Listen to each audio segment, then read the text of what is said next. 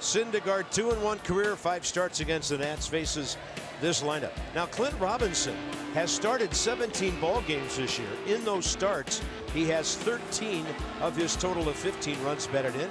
He also has a home run against Syndergaard. Pretty much all the rest of the lineup, the regular guys. Danny Espinosa, always the great presence in the number 8 spot.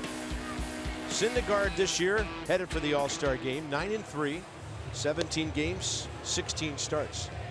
5-1 with a 2.02 in 10 home games this season. 76 strikeouts here at the ballpark. 3 walks at Citi Field. 76 strikeouts, 3 walks. Don't even play the game. 98 is the average on his fastball. Slider 91. Curveball 82, changeup 90, but like we said in the open, all joking aside, if you can steal first off Noah Syndergaard, you have a chance to steal second and third. We saw it the last time the Nats faced the big right-hander. That's the chink in his armor. If you get on first, you can run. Rene Rivera, the catcher today, throws a little bit better than Travis d'Arnaud, just a little bit. That's why he's catching. Last time it was d'Arnaud, this time it's Rivera. Rivera 8 for 24, so he's at 33%. Mets in the middle of the league as a team defensively. And there's the defense. Nimmo, Cespedes, Granderson the outfield, Cabrera Reyes left side, Walker Loney right side, and the aforementioned Rene Rivera behind the plate. Yeah, d'Arnaud 25 stolen bases against 7 caught for a 22% rate, so that's why they're going with Rivera tonight. Mets at home 26-17. The Nats now on the road with the struggles on the West Coast trip, and then losing 2 out of 3 at Milwaukee and last night. Their road record 24-21 now. They at one time were way over 500 away. Toby Basner, 5th year in the big league, has the plate. Crew chief Jim Joyce in the middle of that controversy with Worth. Marvin Hudson is at second, the guy that Jason took some comfort from at least early in the game last night. And then Chad Fairchild at third. He had the plate last evening. But getting back to that, how can one umpire have one interpretation of the rule, another umpire, Jim Joyce, have a second interpretation of the rule? And if you missed it in the open because of the rain delay, Marvin Hudson told Jason Worth his first slide was perfect. Don't change a thing. That's what we're looking for. And then Jim Joyce, in almost the identical slide, said, you're out. And so is the guy at first, Daniel Murphy. Weird. Sounds to me like that rule's starting to become like the strike zone. Every umpire has his own interpretation. It can't be, though. Not right. a rule as important as that. And you're going to have a famous World Series call someday. He slid too far. He slid too far, and that's going to be the World Series. Underway, 7:47 Eastern. Ben Revere takes ball 1. Ben is 5 for his last 14. Over the last month now, hitting .302. Pretty good against Syndergaard as well. Low in the zone. High 90s, it's 1-1. Ben 4 for 8 career against this fireballer, just 23 years of age. Flags at half mast here. Our thoughts, our prayers, our hopes for peace are with those in Dallas. 5 police officers slain, and other parts of the country where violence has reared an ugly head lately. Jose Reyes takes that one, first out of the game. Getting to know third base is Jose Reyes.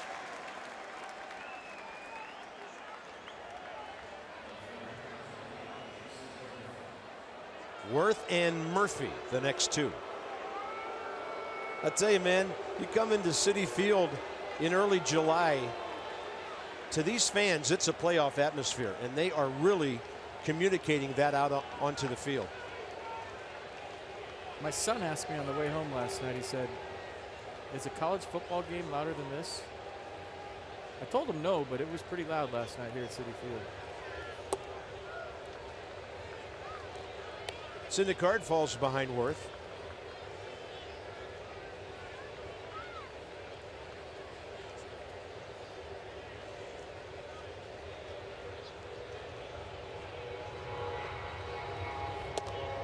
It's on the inside edge. Handcuff material right there.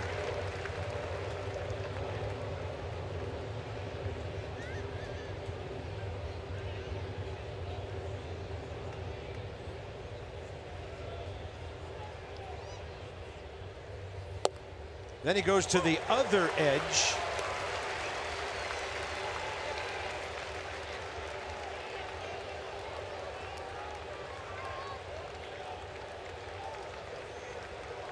Worth having a chat with Toby Basner. I don't think he liked that call at all. And a 1-2. Nasty slider away at 93. And that's a great job by Worthen, staying alive.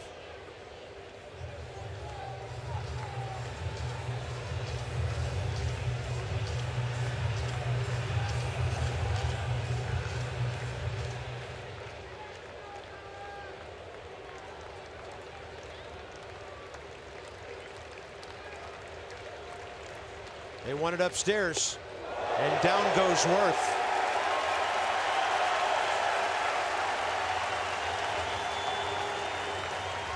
Yeah, great atmosphere, but cheering for a pitch up around a guy's head. A little close shave here for Jason Worth.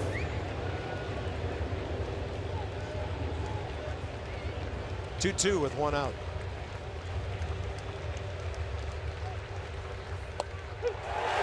Two down.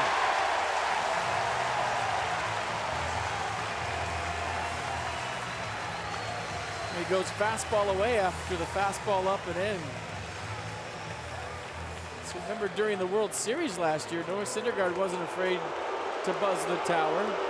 He's a guy that's not afraid to pitch in, although I'd be afraid to sit next to that guy. Daniel Murphy 2 for 5 against his old ball club last night. So 17 for 40 against the Mets. 5 home runs, 14 RBIs. Up there hacking, it's out of play to the left side. Boy, this crowd is seriously into it on a Friday night here in New York. Wow, right out of the gate. Concession stands were open an extra half hour before first pitch. They're lubed up, ready to go.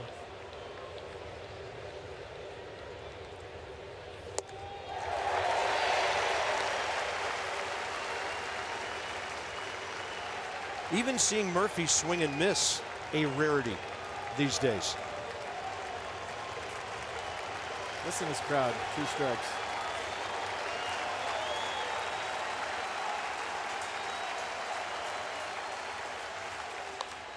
And this one popped into center.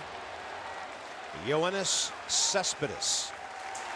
Syndergaard a dominant top of the first. Strasburg hopes to duplicate that in the bottom.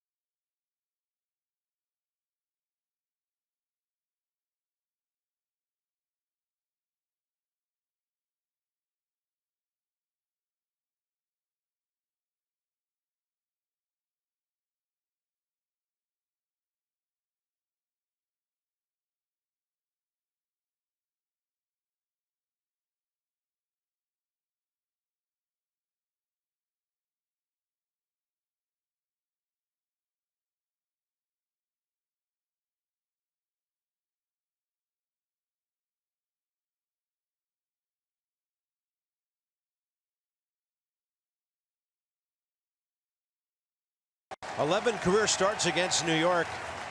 6-3 with a 2.66 ERA. Curtis Granderson behind Jose Reyes, and he's having a fantastic season against the Nats. He was on base 5 times last night. 2 walks, double, single after that. Doing a great job of setting the table for Cespedes, Walker, James Loney, who has driven in 8 runs his last 9 ball games. So the Mets are rolling offensively. And it's up to Strasburg now to do something that no pitcher in the last week and a half has been able to, and that's slow these guys down. And last time here at Citi Field on May 19th, he was the 9-1 winner, went 6 innings, gave up just 1 run, struck out 10 Mets, walked 1 with a 113 pitch effort. And you remember last time out off the DL, 6 2/3 of no-hit ball on the 3rd against Cincinnati. 109 pitches did him in, or else he was flirting with a no-no. Jose Reyes. Strasburg in there. So Jose in 3 games, 3 for 13, 2 doubles, a homer. He went upper deck right field last night. 5 for 19 career against Strasburg. This one out of play to the left side.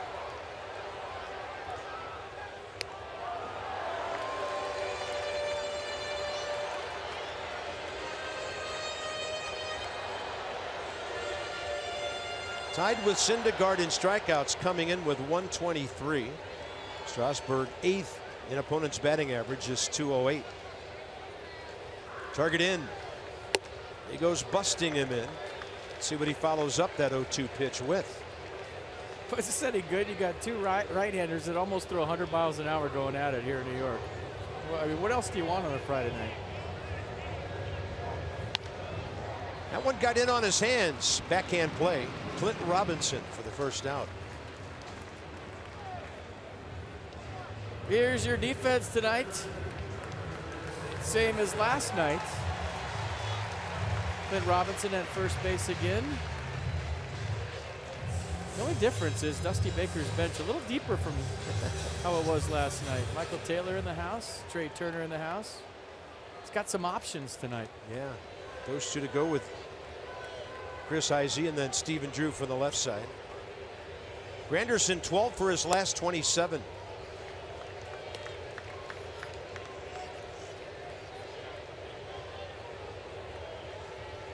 Michael A., welcome back.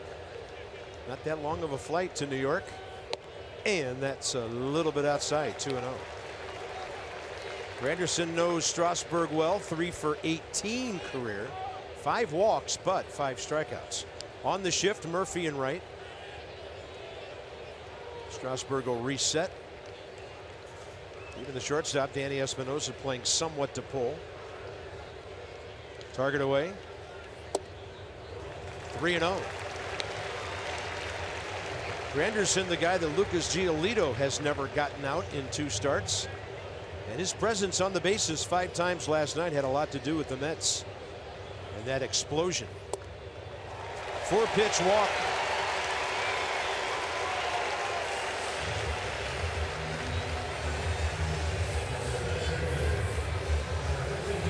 Inside the Numbers brought to you by Jeep. Syndergaard averaging over 98. Strasburg right at 95. Jose Fernandez pitching for the Marlins tonight. At home, they have a 1-0 lead over Cincinnati. So Jeep and the fastballs going very fast.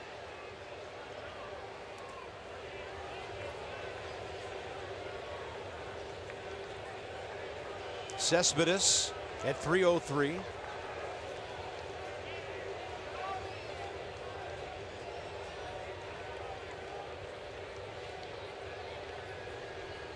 Short lead by Granderson. Up and in. Just kind of hoping for a quick 2 outs just to see what the first pitch to Cespedes was going to be like after Worth got knocked down.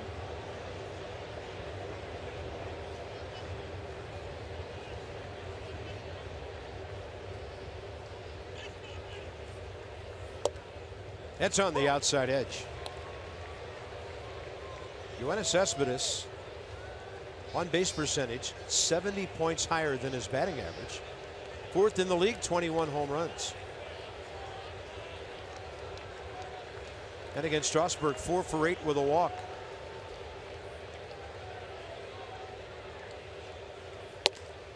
Right in there.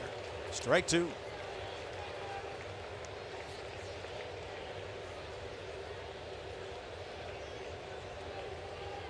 Cleanup man, switch inning second baseman Neil Walker next. Well, you throw that 2-seam fastball with run back on it for strike 3. Now if you start that strike 2, you throw that slider away and expand. He's going to go with it. He'll think it's the fastball again. He'll swing. There it is. It just wasn't a strike long enough.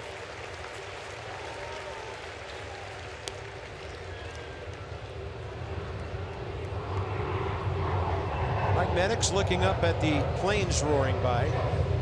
The only thing louder than the planes taking off from LaGuardia right now, the pops in the mitt for Rivera and Ramos taking these fastballs.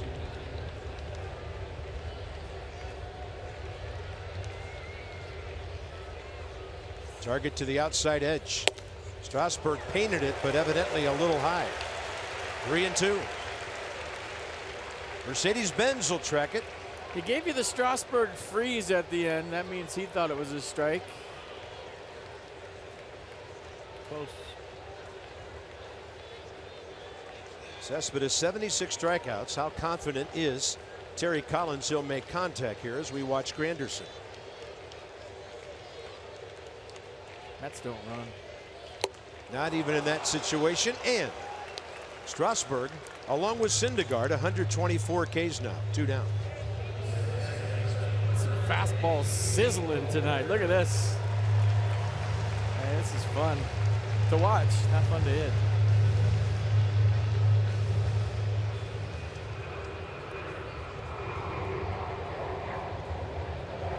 Walker 2 for 4, couple of singles, a walk, and a rare Mets stolen base last night on the back end of a double steal.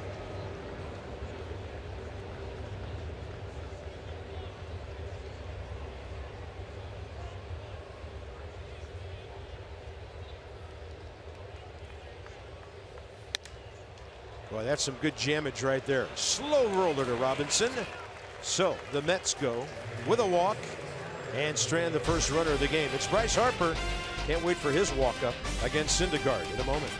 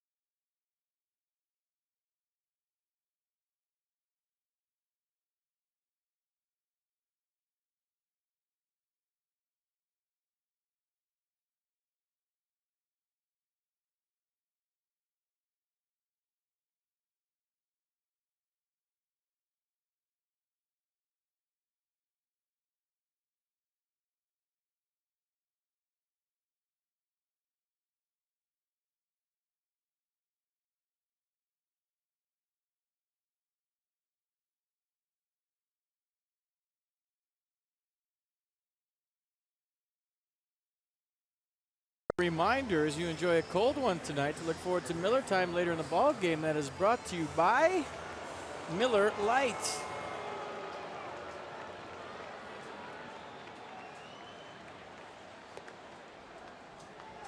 Well, Bryce Harper, he has been driving the ball more, and this week he's hit a couple of home runs. Last night, everybody but Bob and I hit one. Bryce with his 19th of the year, straightaway center field. Telling everybody to be quiet. And that would be a good thing tonight because these fans are riled up. This is the loudest I've heard Citi Field maybe ever.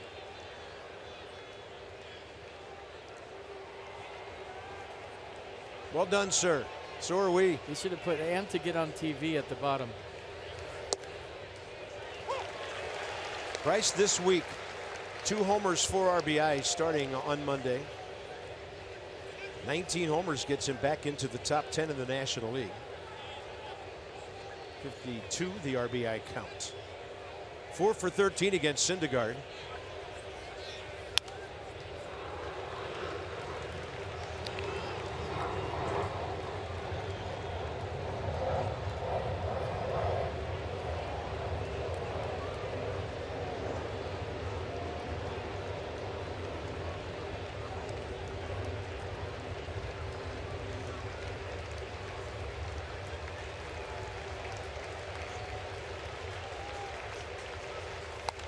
Harper jammed.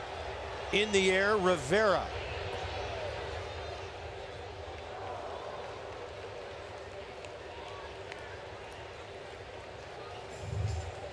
So 8 home runs last night, a record for Citi Field. And tonight the wind is blowing out hard to left, and anybody that hits a high fly ball over the stadium has a chance to get some serious carry.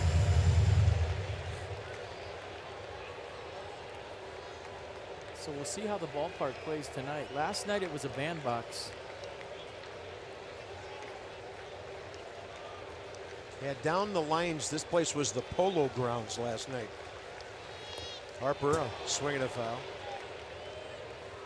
The Mets' original ballpark that was rectangular in shape, and it was so shallow down the lines and then got really deep. I mean, if you pulled the ball last night, it was out of here. Harper went straight away center, though.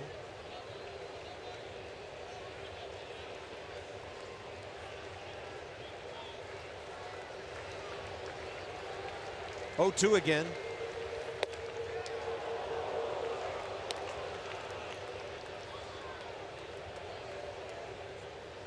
Slightly asymmetrical. And that right center, right field, they've taken some of the distance out of that over the last couple of years, as well as dead center. Much fairer park than it used to be. And Syndergaard down and in to strike out Harper. Second strikeout, 4 straight to start the game. Join us for our first Budweiser Bud and Burger music party on Saturday, July 9th at Nats Park. Music from the 80s, 90s, and 2000s. Cover bands playing live music from noon to 5. They'll be playing the whole time. They'll be tired by the end. Tickets are $20 in advance, $25 at the door. Visit nationals.com/budmusic for tickets and details. There's Thor just taking in the game from the front row. Not sure about that. Ramos, that's inside the bag. Granderson over, knowing he could hold Wilson to a single, and he does. But the Nats have their first base runner. Wilson Ramos adding to his .333 average. Well, there goes a no-hitter, Buffalo style in Flushing, and now Wilson Ramos going to steal second. Right here. Nice piece of hitting inside out down the line. Just kidding, or am I? Well, you chronicled Syndergaard's issues with runners on.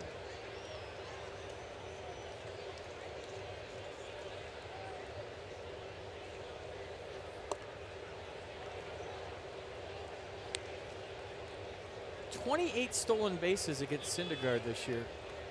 28, only 3 caught stealing. That's how you beat him. Get guys that can run a little bit on and you steal. You run till they tag you. 91. Yeah, that's off speed from him. And one of Robinson's hands came off the bat there.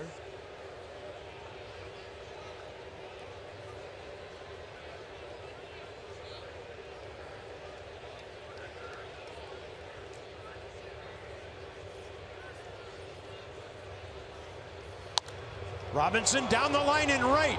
Carrying. See you later. And in his last 18 starts, 15 batted in for Clint Robinson. 2-0 Washington.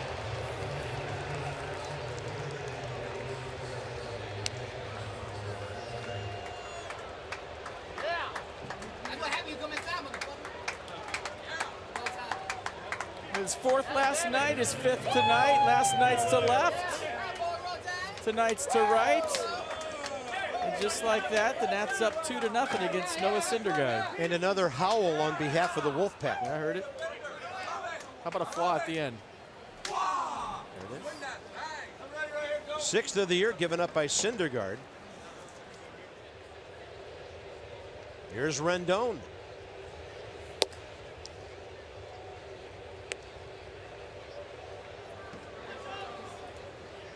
Well, we just showed you the dimensions. 359, plenty to get it out of here when it's that close to the line.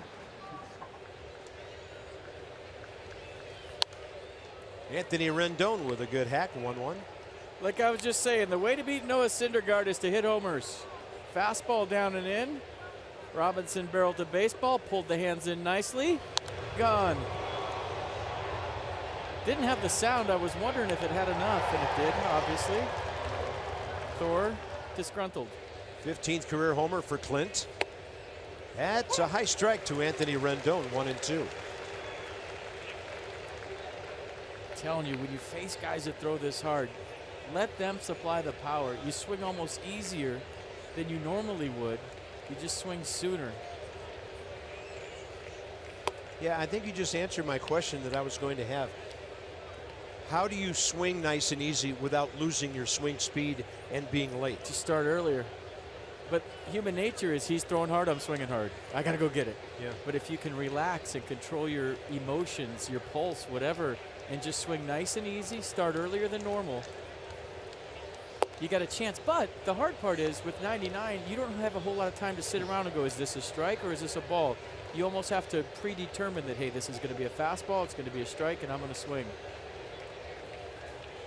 What a great story Clint Robinson is. 30-year-old rookie last year. Steady work in the big leagues now. Doing great. 3-2 with 1 out. Rendon up and in. He's aboard. With more on Clint, here's Dan.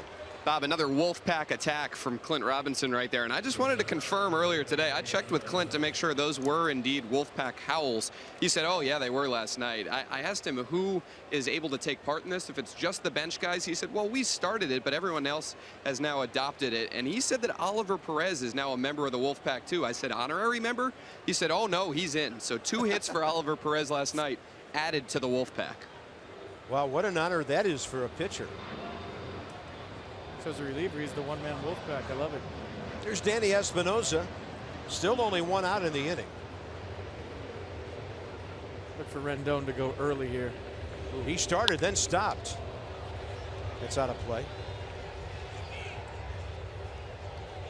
Anthony, 9 for 14 stealing. The Nats are 6th in the National League with 50 stolen bases.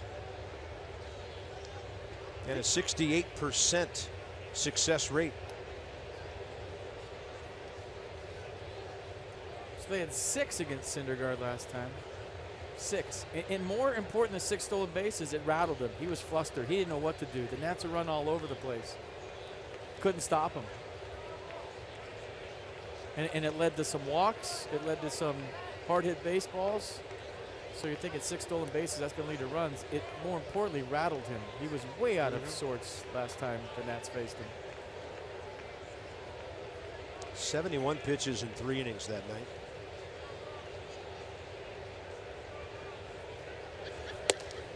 Espinosa takes one upstairs. 1-1. Sped up his delivery right there. Almost a balk. He didn't stop.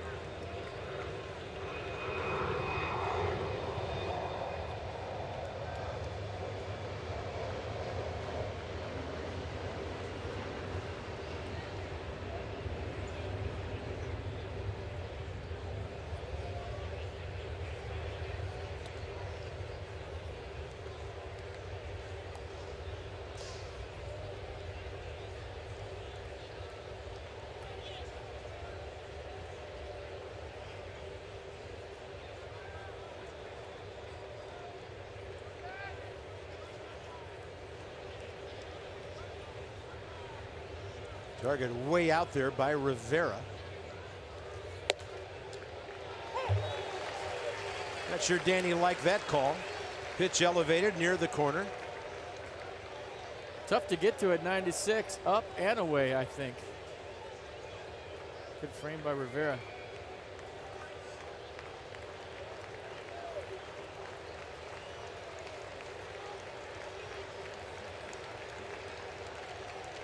Danny against Syndergaard, 2 for 8 career with a run batted in. 1-2 pitch with 1 out. He tried the same spot. Now it's 2-2. Same pitch.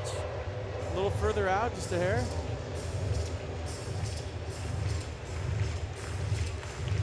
Just a hair more outside, I'm calling. Number 3, number 4.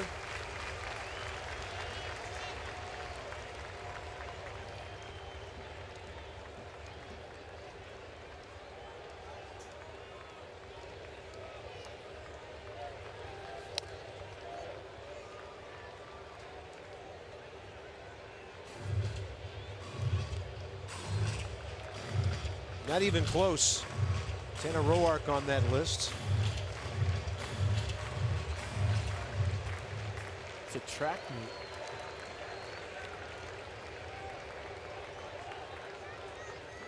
Stealing first might be the hardest part against this guy. Once you get there, if you have wheels, you got a chance.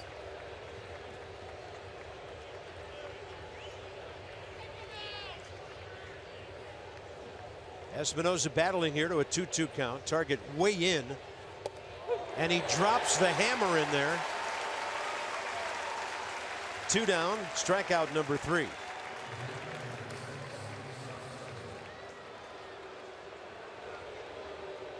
Yeah, that was the curveball, 81 miles an hour.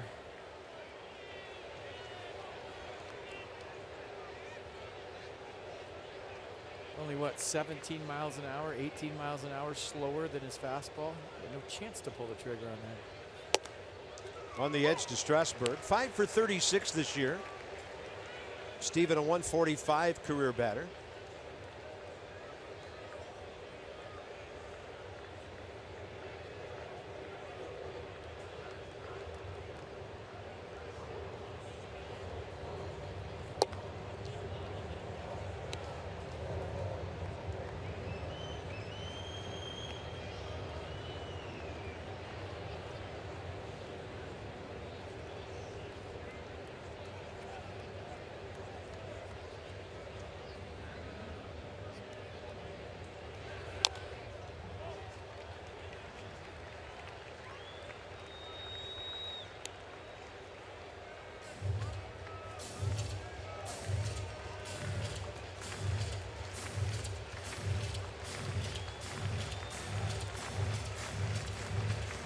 Nats have made him throw 25 pitches here in the second.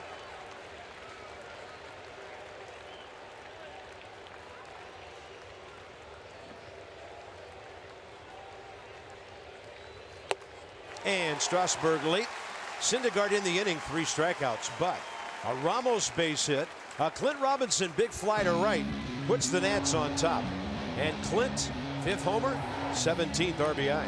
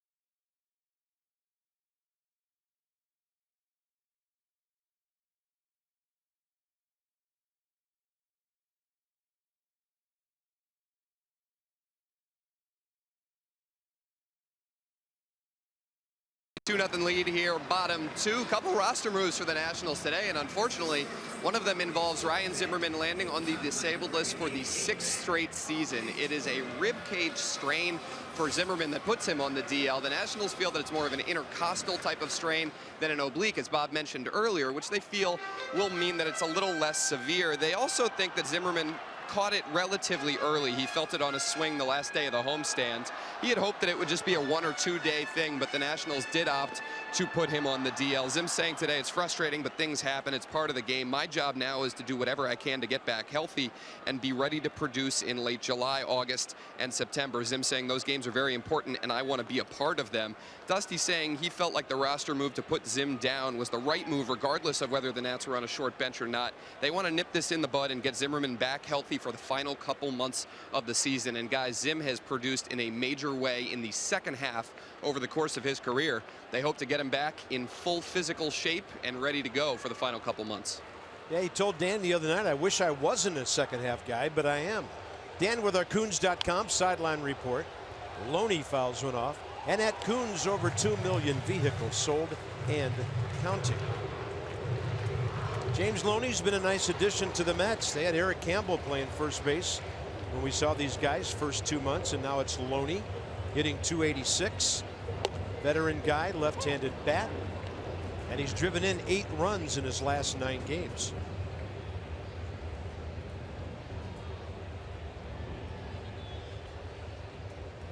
San Diego signed him as a free agent after the season started April 8th. Never did play for them and traded to the Mets for cash considerations May 28th.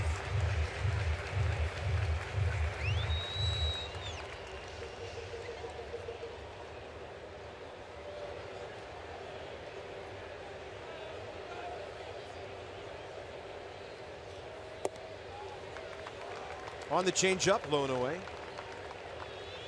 Changeup was the only pitch Steven didn't have his last start. The fastball was great. Curveball, slider were effective. He never really got a feel for the change. Down and in. That is nasty. Strikeout number 2. That was the slider cutter thing, and it was 92 miles an hour. So Noah Syndergaard's throwing a 91 mile an hour slider. This one was 92 from Steven Strasburg. And filthy, I might add. That might send a hitter back to the video room to see what in the world just happened to me. Here's Cabrera as Dribble. Couple of hits, a walk last night, homered to right. And the big hook is in there for a strike. Cabrera has come alive. 7 for 19 last 5 games. 3 homers, 4 batted in. There it is again. This is dirty, man. Cutter slider thing, you called it, right? Cutter slider thing. Don't try to hit it. Wow, like Nissan tracking it. 2 pitches in one. It's a cutter and a slider. It's hard to hit 2 pitches in 1 pitch, especially when it moves like that. Fastball up.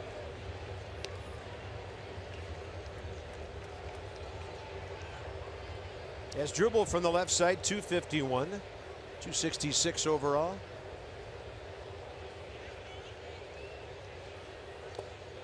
Overmatching the left-handed batter in that at bat with wicked breaking stuff. Strikeout number 3.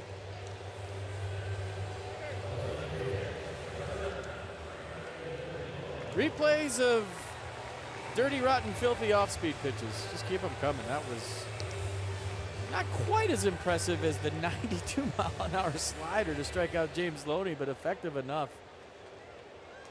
Here's Brandon Nimmo. Mike Maddox probably looking out there and wish I'd had some of that in my career. Mike was a good pitcher. Yeah, but he didn't throw a 92 mile an hour. No, he did not. Slider cutter thing.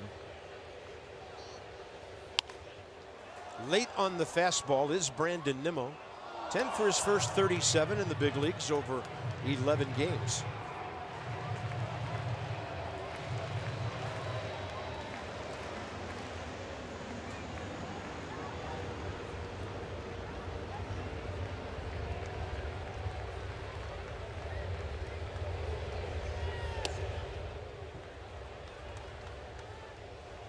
Thing's got so much break to it, Wilson Ramos can't catch it. Usually it's subtle, it's same plane, a little tilt to it, meaning it goes down too. But tonight it's got a lot of sweep to it and it's going down.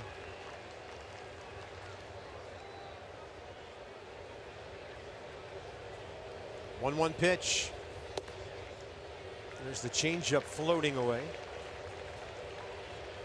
If 89 on a changeup can float. He still hasn't got a feel for that since he's been back off the DL. If he gets that locked in tonight, look out. He's got all 4, and what do you do? 2-1. Might have broken Nimmo's bat on that bouncer to Murphy. Strasburg, a fantastic bottom of the second. His team got him on top. He comes out big, 2-0 Washington.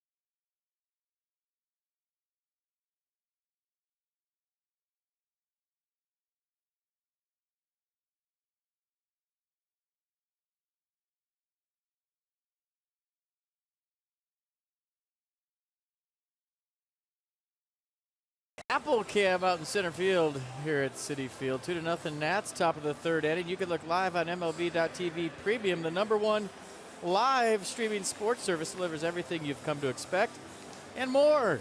Watch every out-of-market game live in HD on over 400 support devices.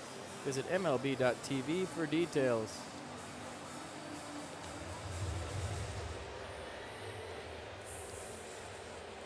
.38 pitches. 26 strikes for Noah Syndergaard, first 2 innings. Strasburg's at 28, 16 strikes. Revere, Worth, and Murphy went in order. Top of the first inning. Ben fouled out to Jose Reyes, who's in the baseline at third.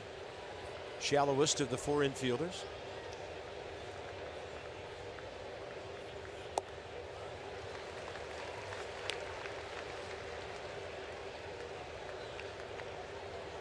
Bet first pitch fastball, got the change.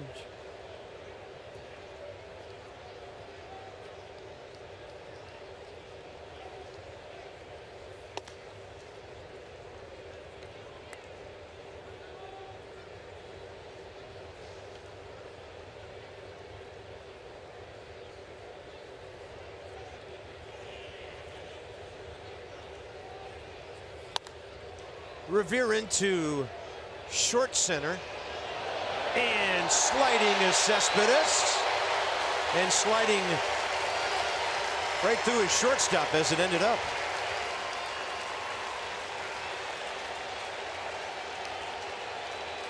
Nice play by Cespedes, robbing Ben Revere, but bloop single coming on hard here. You see him take a few false steps toward left field, and then he realized I got to go in toward the infield and get it. The sliding catch kind of took him a little further than he thought as Drupal plays leapfrog with his center fielder.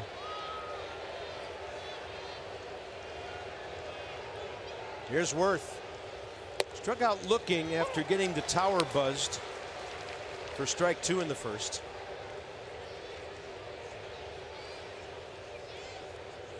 Jason now 1 for 10 career against the right-hander. 1-1.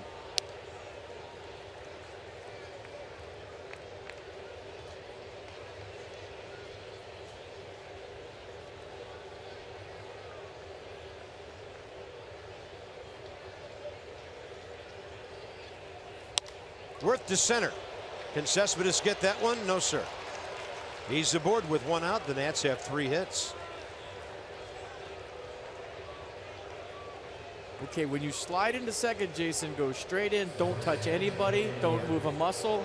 If you touch a jersey, a pant leg, you're suspended the rest of the year. No dirty looks. Second base umpire Marvin Hudson tonight. So here's Murphy, fly ball to center first time.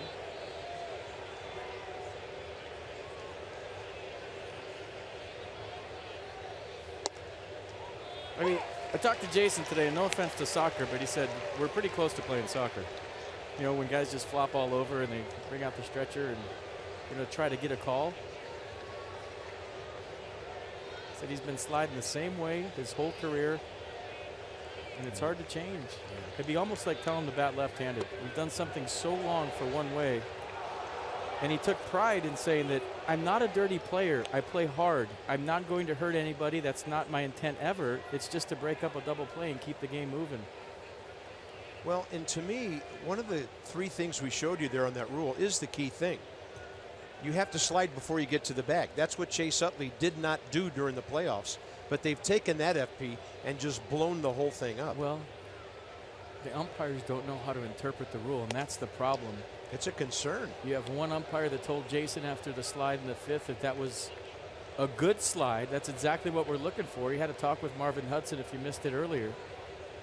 And then Jim Joyce on almost the same slide said, no, that's not a good slide. You're out. And so is Daniel Murphy. So you have different umpires telling you different things, different crews telling you different things. So how do you know what to do if you're a player? That's the problem with the rule. Great eye by Murphy, 3-1. Daniel Murphy does not walk much, 17 times all year. But he's only struck out twice that much, +1 at 35.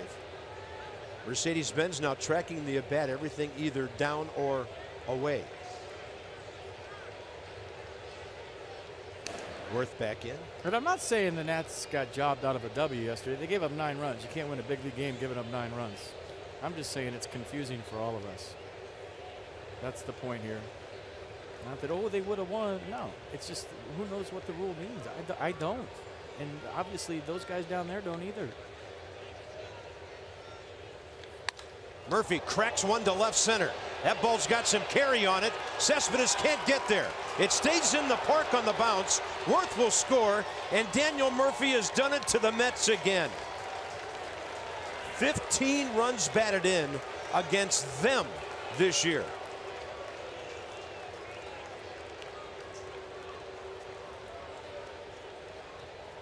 And the big part is staying in the ballpark, but watch him stay inside of this fastball, so it's got slice to it. You'll see it right here on this replay. It's going away from Cespedes the whole time. He ain't catching up to that. It bounces softly on the track, goes over Cespedes' head. That allows Jason Worth to score.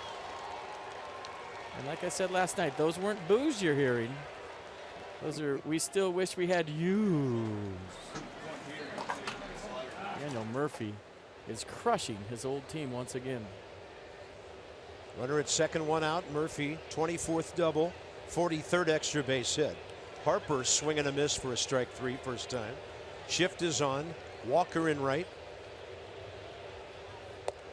And Bryce with a good take to get ahead. Syndergaard starting a lot of batters out here, the lefties with first pitch changeups. Revere, Murphy, and now Harper. Second time around the order.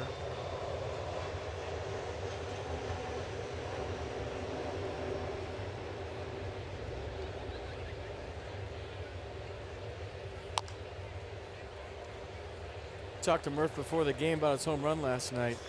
I said, you get that one? He says, that's about all I got.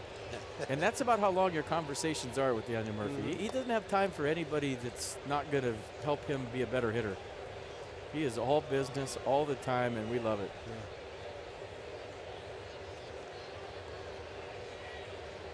113 hits.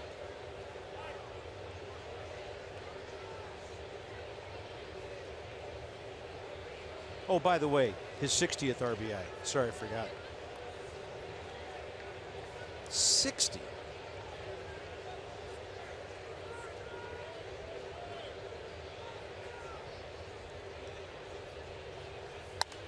Harper left side. How to play.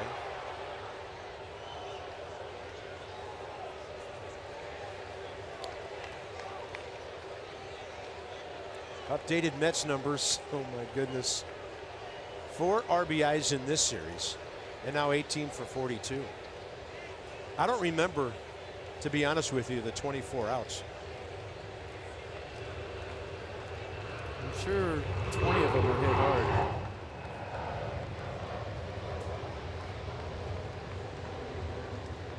One and two to Harper. Ramos on deck, top of the third.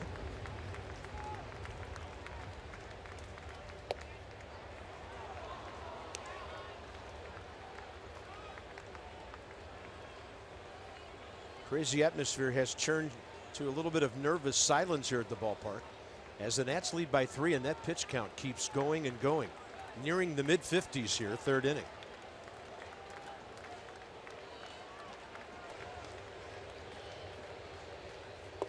Change up, Bryce took it.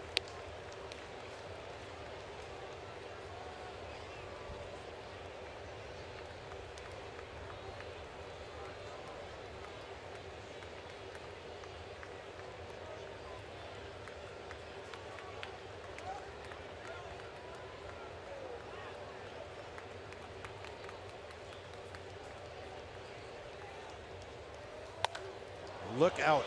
Screaming foul ball. That was loud.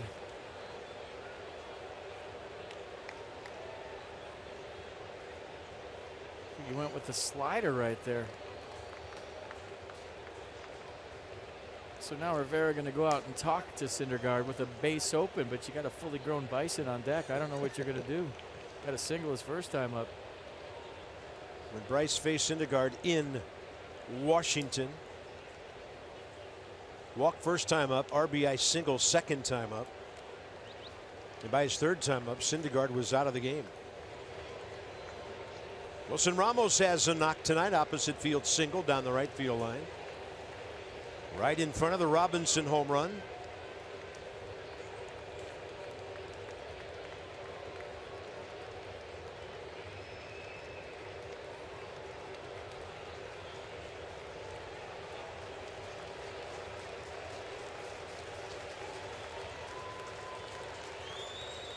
Harper takes ball 4 low. First and second, 1 out. Another long inning for Noah Syndergaard. His second walk. I don't think the stolen base was necessarily in with Bryce Harper hitting left-handed for Daniel Murphy, but now with both of those guys on, a right-hander up, it's definitely back in play with 1 out. So we keep an eye on Daniel Murphy at second base. I'm noticing, and I've taken a few times, that Syndergaard has sped up his delivery just a little bit. He was 1.6, 1.7 last time they faced him to plate. That means green light for almost everybody. Tonight he's been 1.5, so maybe in his bullpen sessions after that start, they're trying to tighten him up a little bit. That's the whole chicken and the egg thing. Do you want him to lose velocity and command because he's speeding up to the plate and throw one down the middle, or would you rather him stay the same and throw 100? I don't know. Ideally, you'd like both. Tighten it up and throw 100. You know, and if you remember that start in Washington, I talked to some of the Mets guys after the game about this. He came out throwing 98, 99, 100 in the first inning. Lost it in a hurry. He hasn't thrown that hard tonight. I mean, 96, nothing to sneeze at. But he came out triple digits in that game, and it didn't do him a whole lot of good.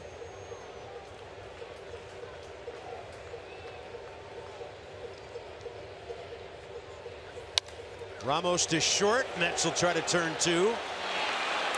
And they do on a 6-4-3. Nats pick up a run on the Worth base hit. The Murphy number 60 RBI double. 3-0 Nationals.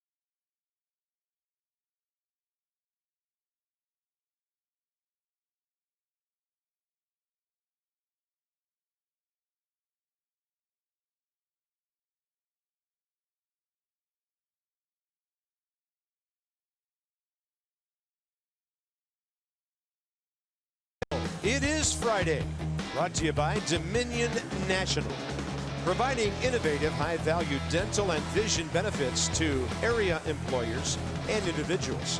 Smile. Yeah, smile. It's Friday.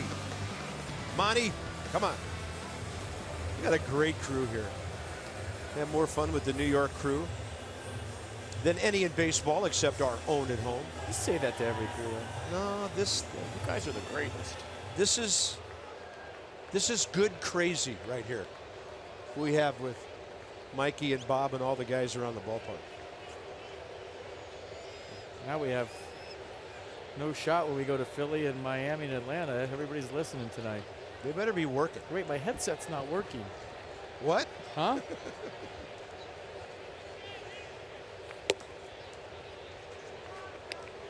It's just a little further down the road up here. Here's Rene Rivera, the catcher, and we love it. He's hitting 194 this year. Rivera, 25th game, 14 hits, 72 at bats, and 3 of those 14 hits by the 32-year-old catcher are home runs.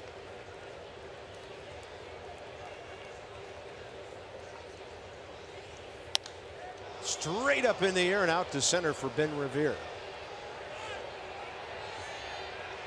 Really no twilight time here tonight because the sky is so overcast. Metro's safety surge will impact getting around town this weekend.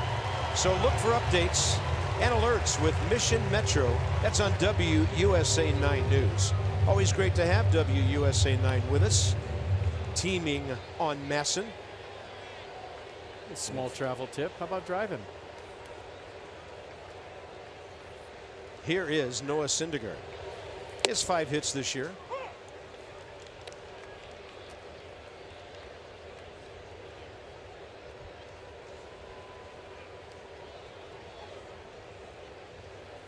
He can hack. He's a 184 career hitter with 3 home runs.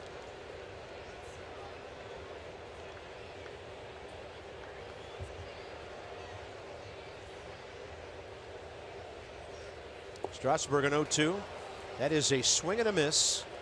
And for Steven Strasburg, number 4. So the first time through the order, the Mets go 0 for 8 with 1 walk. Toyota case for kids. $37 every time what you just saw happens to the Children's Inn at the National Institutes of Health. Thanks to our Washington area Toyota dealers, their generosity and involvement in the community. Top of the order, Jose Reyes. Check on Max. Is he okay after the pen incident? Yeah, he looks all right. Chomping at the gum to pitch tomorrow night. Breaking ball, strike 1, 2. Jose Reyes, who bounced out to Clint Robinson, first time up.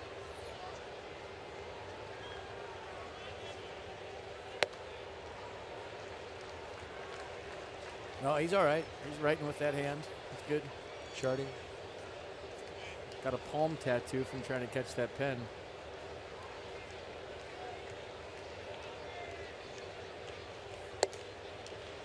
Two and 1.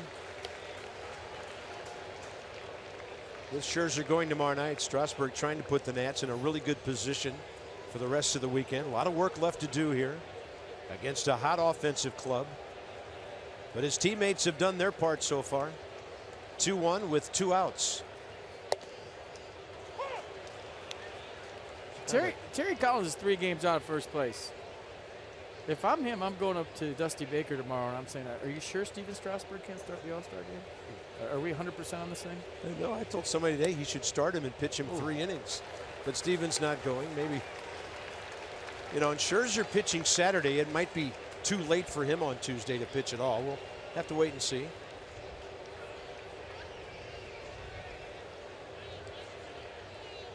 Don't want to walk anybody.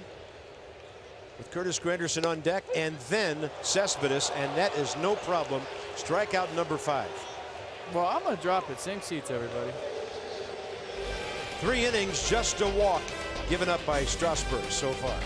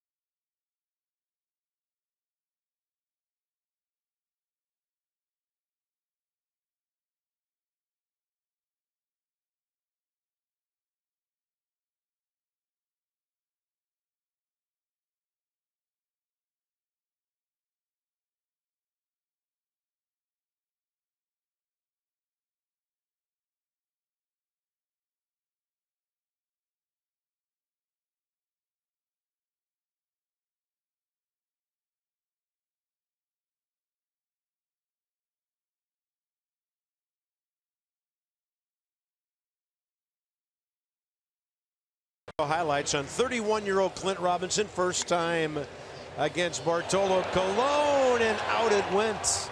Part of that barrage that took place at the ballpark last night and again tonight.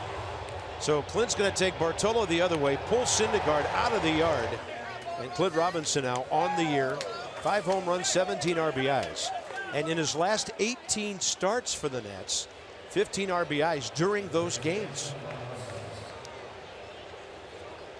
Something has happened with Yoenis Cespedes, and Juan Lagares is in center field.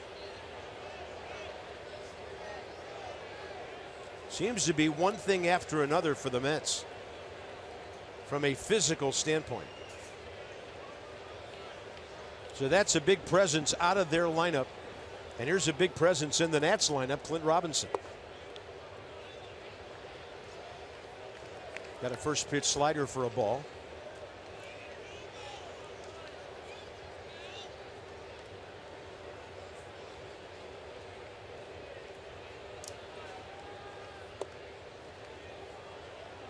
You remember Cespedes went back to first against the Braves and kind of twisted his ankle a little bit? And did he catch a cleat in the face? Trying to see if anything went on there. Nothing really strikes me. Because, ooh, there it is. Did the Mets release injury information during the game? We'll find out. 3-0.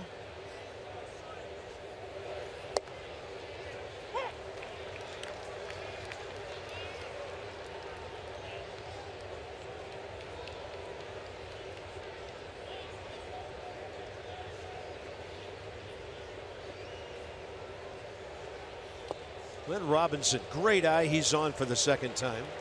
Had a home run, a walk last night in 2 consecutive at-bats, so why not do it again? Leadoff man aboard, 4th inning. Noah Syndergaard, 3rd walk.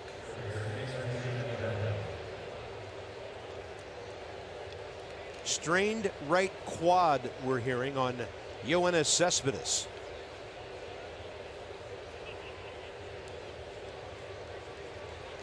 Third walk for Syndergaard. He's walked 3 people all year at Citi Field. Like I said at the beginning, 76 strikeouts, 3 walks. The Nats have 3 tonight, so double his total in just 3 innings here tonight. Right, doing a check swing. He walked first time. Last night, 4th inning.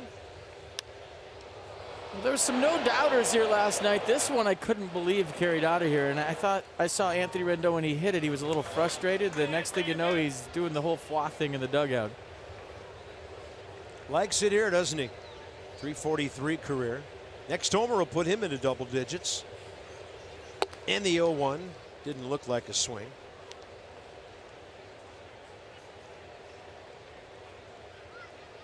Anthony now, 9 walks, 11 runs in his last 13+ ball games, hitting .357.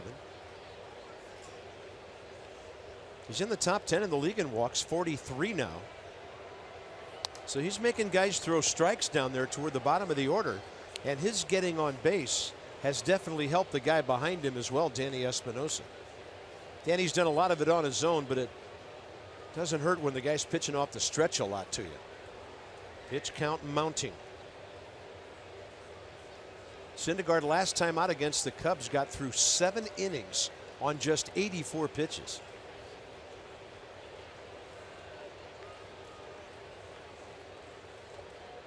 Breaking ball. There goes Robinson. He is safe. Throw just a little high, and Clint got in under it on the call by Marvin Hudson. Now everybody looks toward the first base dugout. Well, it looked like he got in there from where we're sitting.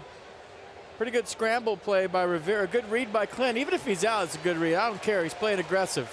He's trying to get into scoring position. And did his foot come off the bag there is the question I'm thinking. Watch. I think he beats it initially. Ooh, he should have kept the tag on him. Yeah. He'd have for sure been out. Yeah, Neil Walker didn't keep the tag on the whole time. So is that enough to overturn? I don't know. You hear the crowd kind of groan. It looks like the same time, right? It's like they have a different reaction to every angle that appears on the video board. Looks like a simultaneous deal to me. I don't know. And if he kept the tag on, his foot popped up, he would have definitely been out before the back leg hit the front of the bag. I like the hustle. I don't care what the call is.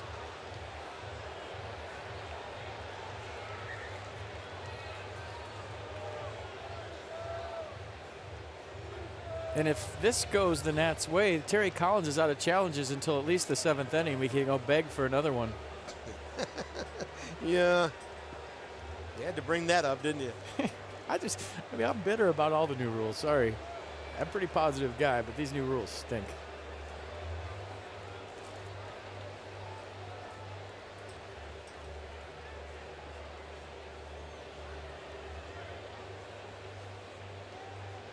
Taking a while.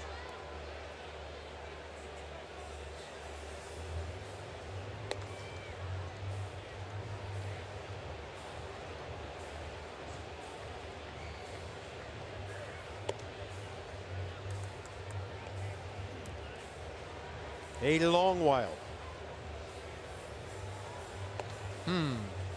Has his foot on the bag there? Oh. Was the tag on him there? He's out.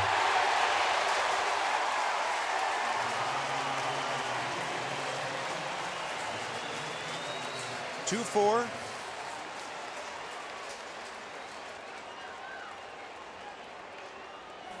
So that turns in from a wild pitch to a caught stealing.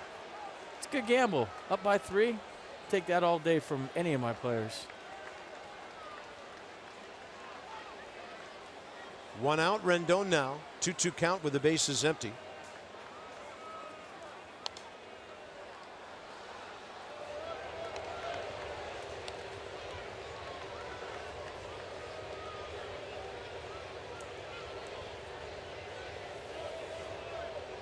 Keep playing hard, Clint.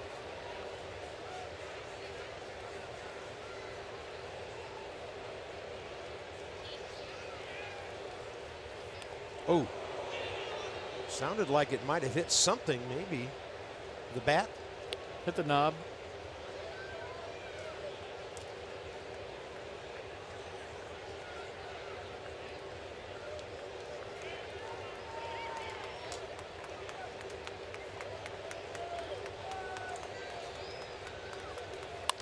Rendon to short for Asdrubal Cabrera. 2 outs, Espinosa next.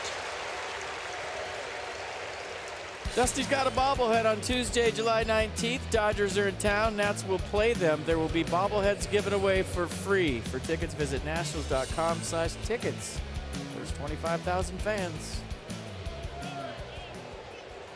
Espinosa called out on strikes first time. Syndergaard dropped a slider on him. Strasburg on deck here in the 4th.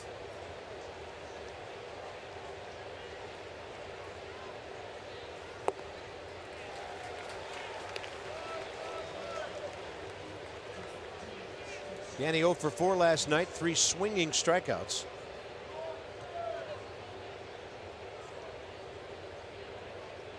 So the Mets have handled him pretty well this year. 7 for 35. They said that replay review is 2 minutes and 2 seconds.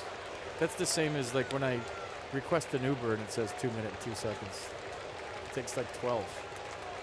I think they're on Uber time.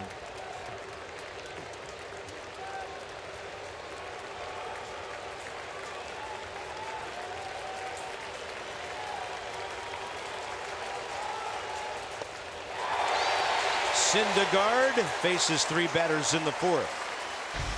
Granderson, Lagares, and Walker now ahead for the Mets.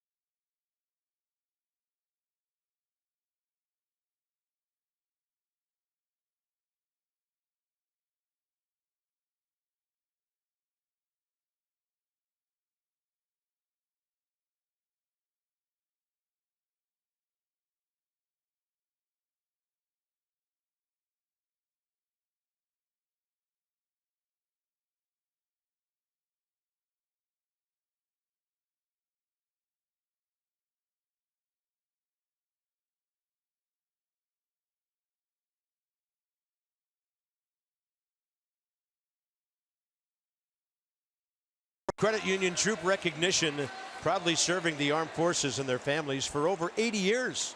Federally insured by NCUA. That is Sergeant Jacqueline Arbogast. And Wilmer Flores came out and presented her with a folded American flag. Very emotional moment. They feature a serviceman or woman here every night. And what a wonderful moment it was here at Citi Field. Well done, Sergeant.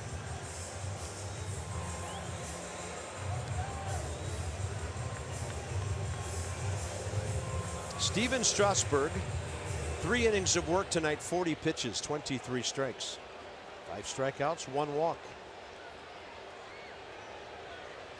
Talked to Dusty before the game. He said his ball club has played 40 out of 43 days. His bullpen's tired.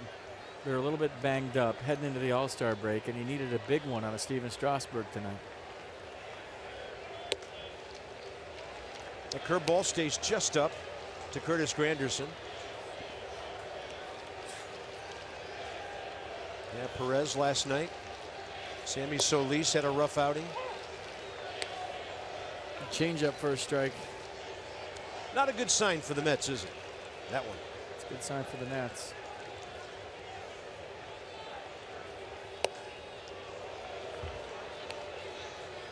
Granderson a base on balls first time. So in this series, he's been on base 6 out of 7 plate appearances.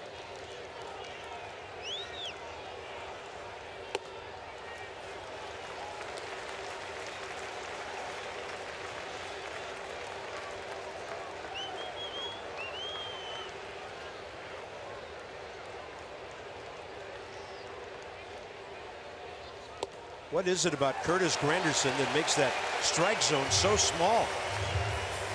He's aboard leading off the 4th. I'm telling you, if we had an all-star vote and you have to go based on what you've seen, I'd vote for Curtis Granderson for the National League All-Star. He's starting in right field. He's never makes an out, it seems like, against the Nats. Crazy. So here's Juan Lagares.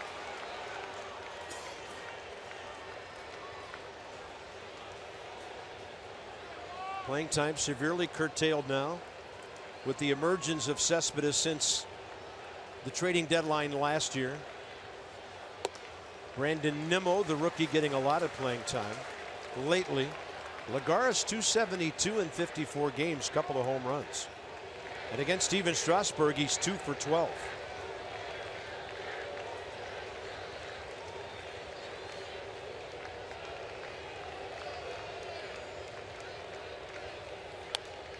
Pitch up, and he was trying to hop all over it.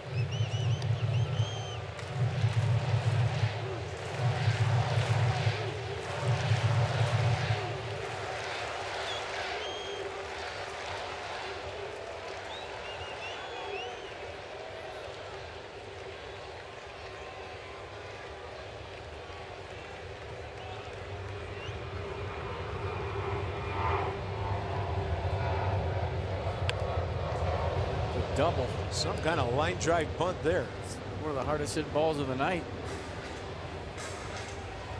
Jeep takes us inside some Strasburg numbers. So let's go back to the 23rd of June last year. Unbelievable 19-2. ERA, opponent's batting average, walks, hits per innings pitched, strikeouts per 9 innings pitched, all spectacular numbers. So it's going on for over a year now.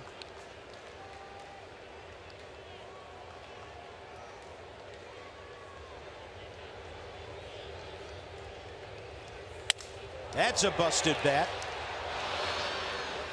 I wonder if for a moment Danny Espinosa thought about taking that on a hop. He decided not to. No, it's a good decision because I think Wilson Ramos got hit with the bat. I did not see that part until right now. He's down. Paul Lessard out in a hurry. I followed the ball. I didn't see it hit Wilson Ramos. I think it got him in the ribs based on where he's pointing right now, the bat. Take a look at the bat as it shatters. Ooh, yes. Wow. Well, at least it wasn't the point of the bat. I mean, it couldn't have felt good, but it was the side of the bat, which is way better than the broken end of it. Way better. He's tough. I think he's going to be okay. Yeah, usually they break and they helicopter out onto the field, or at least fair territory, and that one came straight back. I bet you it scared him more than anything. I'm sure it hurt, but you're not used to that, and you feel something hit you hard in the side, and it'll give you a jolt.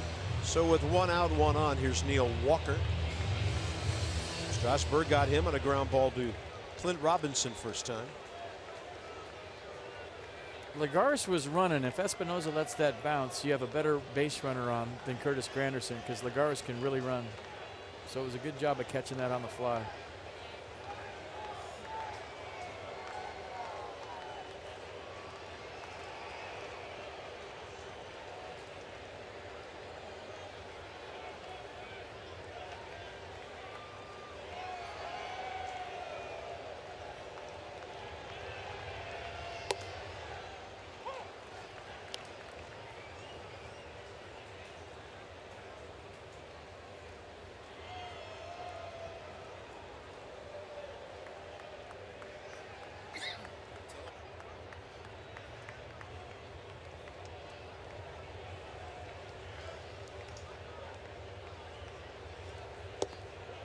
Breaking ball away.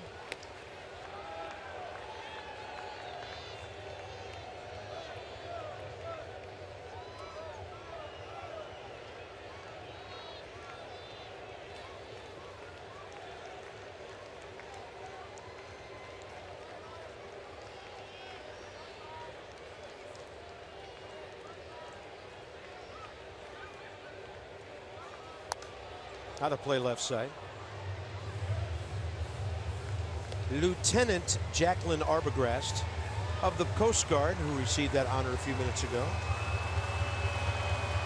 Wanted to make sure we gave her the right designation. No sergeants in the Coast Guard. Touchy moment, wasn't it? That was great.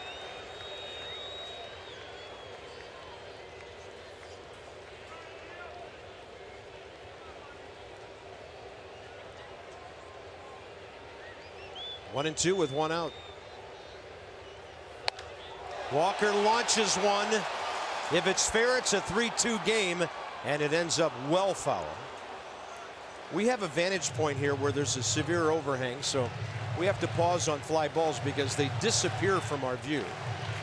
That's Mike, our camera guy, right next to us, so had to wait a minute. Off the bat, it looked dangerous. Yeah, just watch the hitter. He didn't go anywhere. He'll let you know if it's fair or foul. If he starts running down the line, then you got a ball that might be fair, but he just stood there and watched it. He knew it was foul right off the bat.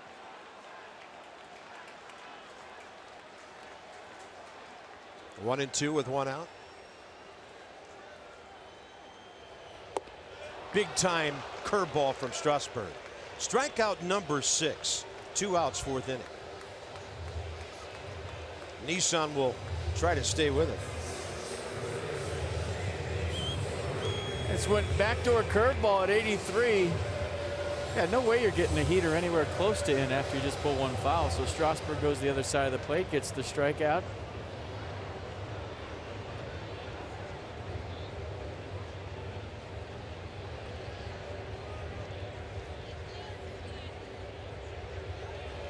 Here's James Loney. Strasburg struck him out, leading off the 2nd.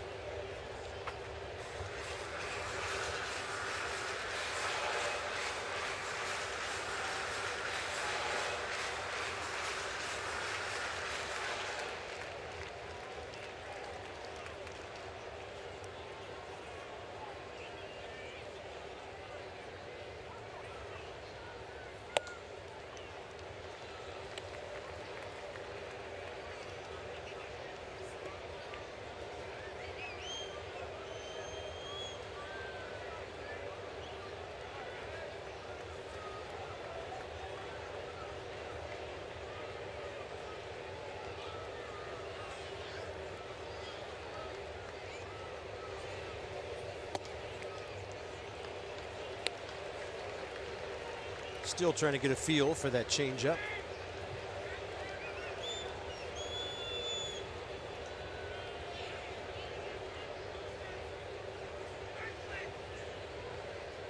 runner aboard, 2 outs, bottom of the 4th. The Nats on top 3-0.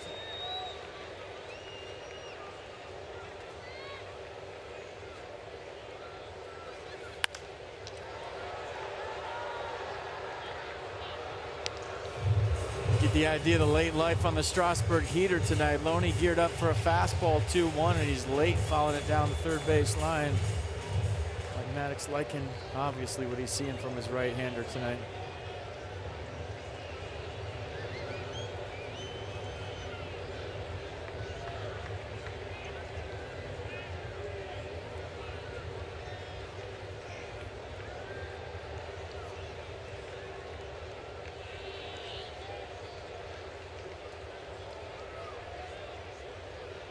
Runner goes. And a chopper. Espinoza was headed for the bag. Then he just made a right turn to the ball. Steven Strasburg, 2 runners stranded. Granderson both times. And the 4th inning of Nationals baseball is brought to you by the RAV4 Hybrid, all-wheel drive and unexpected performance. Visit buyatoyota.com. Tonight. Same seats, dude. You stay right there. Don't move a muscle, buddy.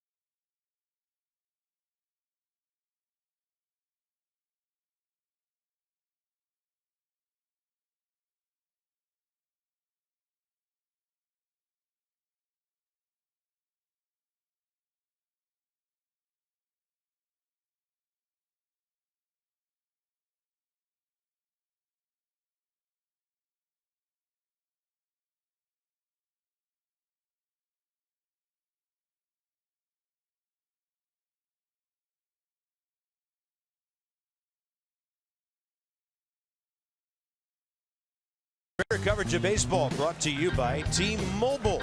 Brandon Belt, Michael Saunders, the winners of the final vote. Brandon Belt, a lot of infield depth and some pop for the National League Ball Club. Been great for the Giants, who've won 54 games, 2 more than the Cubs. Saunders, clutch for Toronto. And the Houston Astros are suddenly the best team in baseball since the 3rd week of May. But they're still 6.5 back of their arch rivals, the Texas Rangers. Top of the 5th, Steven Strasburg.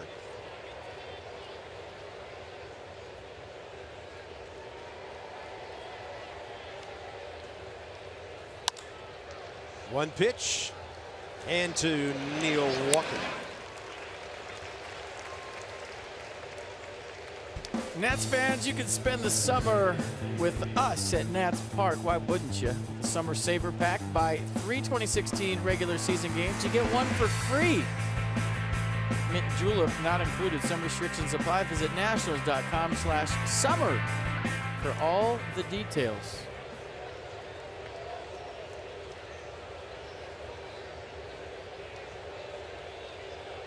Ben Rivero for 2, pop up to 3rd. Short fly to center, robbed of a hit by Cespedes.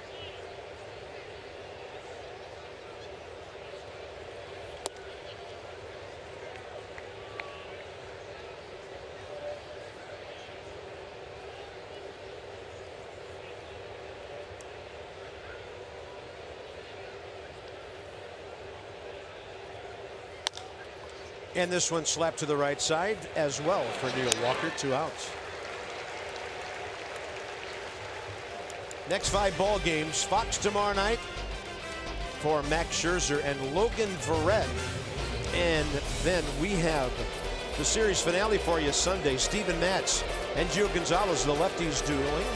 Then after the break, the Pirates are in for 3 next week. Our first look at the Pittsburgh Pirates, who have won 7 of their last 8 games.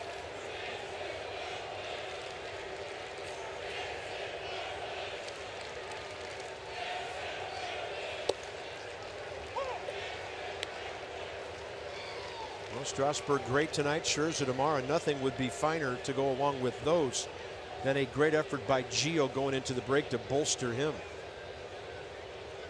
0-1 to Worth, who has struck out, singled, and scored. You know, I'm convinced the Nats are the most hated team in America.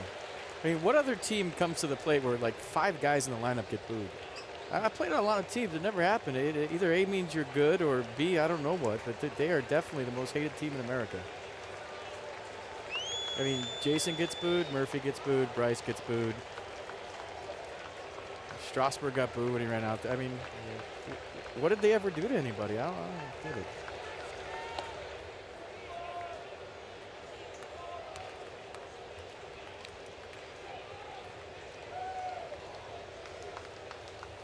I mean, just turn on games around the league and watch when players come up to the plate. They don't get booed on the road.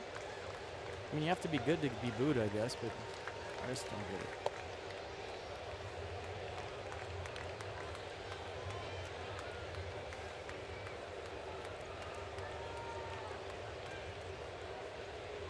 And it's not just New York, it's everywhere we go.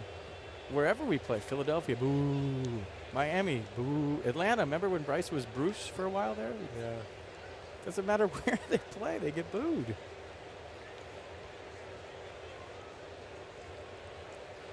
Syndergaard had 57 pitches after 3 innings. The challenge, retiring Robinson, helped him to a 15-pitch 4th inning. Uh-oh. There's something going on. Oh, my. Here comes Terry Collins with a trainer.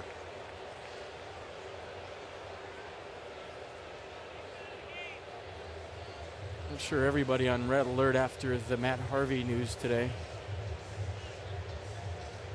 Syndergaard's been pitching with a bone spur. We know that. So Steven Matz. So Steven Matz. You don't wish this on anybody. I was told today that Zach Wheeler, who they thought would have been long back by now, they're now hoping for him maybe in August. It almost looks like Terry Collins is trying to talk him out of this because he knows what's going on with his ball club. He knows what happened to Matt Harvey. He can't take any more chances, especially with his prize right-hander. There's no way. I mean, if they saw something, and we'll look at the replay here when we get a chance. He's looking at his lineup card, deciding who's pitching. But you just can't take a chance if you're Terry Collins right now. You never wish this on anybody. I don't care if it's your rival. I hope he's okay. Noah Syndergaard, 23 years of age, walking off the mound. So he will go 4 2/3. 5 strikeouts.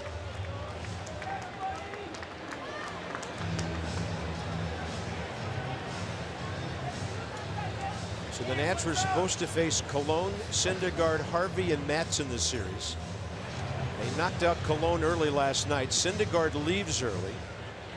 No Harvey tomorrow. It'll be Logan Verrett and then Matz, who's not 100% on Sunday.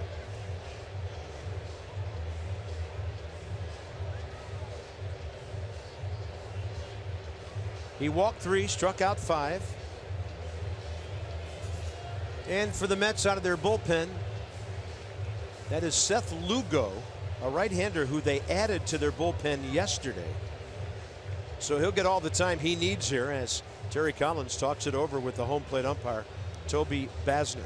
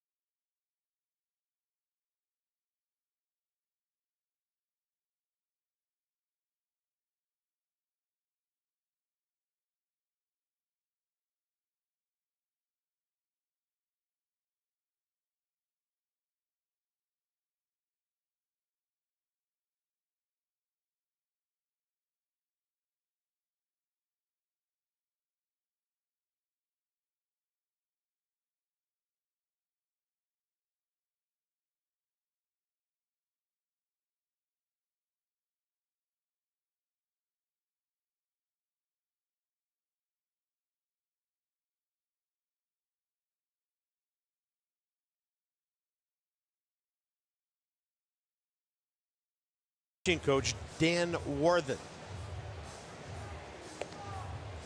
So Syndergaard 4 2/3, 4 hits, 3 walks, 5 strikeouts, a homer, a double play ball.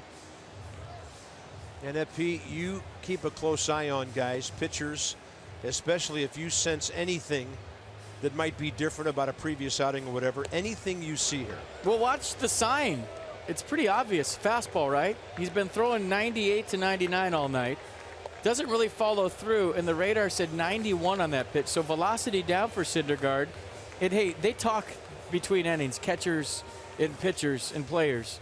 And he might have told him, hey, something's not right. So you don't see anything obvious there except for the velocity. And where's Terry Collins going right now? Does he want to go double switch? I think he does. And can he go double switch on an injury? Should be interesting. I'm sure it's getting Dusty Baker's attention right now. But back to the point, I mean, you got to feel for Terry Collins, right? Matt Harvey thing, he's out for the season with a thoracic outlet syndrome. Now Noah Syndergaard, who's been banged up this year. Steven Matz with the elbow. I mean, this is just horrible. I don't care if it's your rival. It's not good for baseball what's happening to the Met staff here. Not good at all. All right, while Lugo continues to warm up, here's Dan with more on what the Mets are dealing with. Bob, let's start with Matt Harvey, who, as you guys have mentioned, thoracic outlet syndrome, season-ending surgery. That decision was made today. This is a procedure that a number of pitchers have come back from and had great careers. Josh Beckett, Chris Young, 2 recent ones. But others haven't been the same post-thoracic outlet syndrome surgery. Chris Carpenter, Jeremy Bonderman, 2 established major leaguers who had this surgery and just didn't come back the same type of pitcher. So Matt Harvey has dealt with so much, and now his future is in question. You couple that with the Syndergaard bone spur, the Steven Matz bone spur, which is more significant than the one that Syndergaard has been pitching through. People around the Mets are talking about how Matz will need to have surgery at some point to remove that bone spur, whether it's during the season if he can't pitch through the discomfort anymore or afterwards. And then the setback for Zach Wheeler. So you come into the season thinking that the rotation for this Mets team, and now they might need to look to add pieces to this rotation at the trade deadline. There's not much out there, and it's remarkable to think, given how deep this rotation was entering 2016, how much talent there was, that they might need to look to add a starting pitcher before the trade deadline at the end of July. Well, I'll tell you this, Sandy Alderson is as smart as they get. There's no questioning that. But they have to change their throwing program. They have to change their conditioning. There's something going on with this staff. And it's not just they played in October last year, which everyone's talking about.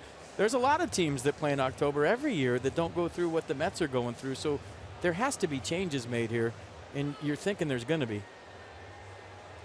Lugo is ready. He's 26 years of age.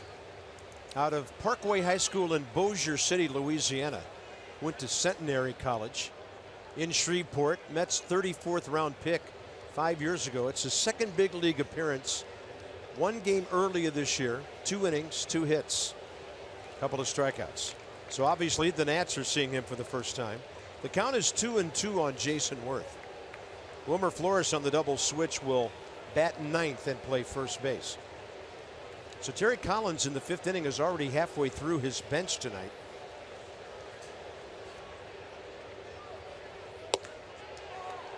Close, 3-2.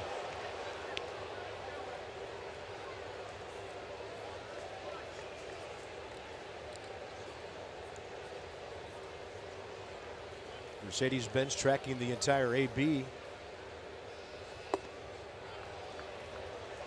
He's aboard with 2 outs for Daniel Murphy. So Lugo, a 4-pitch guy, fastball averages 93. Throws the slider more than the fastball at 30%. That's 88. Curveball changed to complement those 2 pitches. And another Nats hitting because you hear the crowd. Murphy RBI double, left center and deep. Last time up to put the Nats on top 3-0.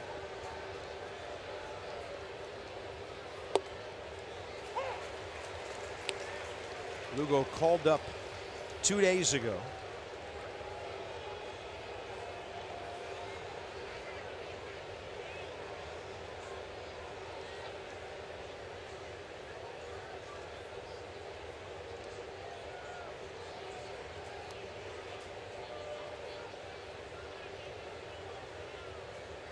That walk charged to the man who came in. So the line is complete on Syndergaard. 3 runs in 4 2/3 with 3 walks. That ball drifting outside, and the count even to Murphy. 1 ball, 1 strike.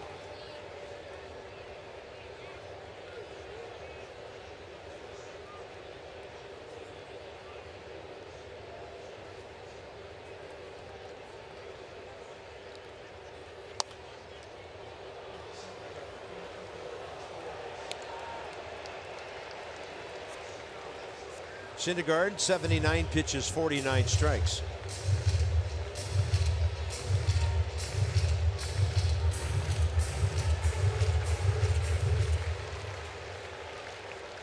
Tell you what, it's a long weekend when you're playing a top-notch opponent, a 4-game series.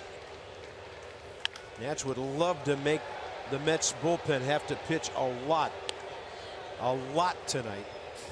They're going to have to get over 4 innings to begin with. 3-0 ball game right now.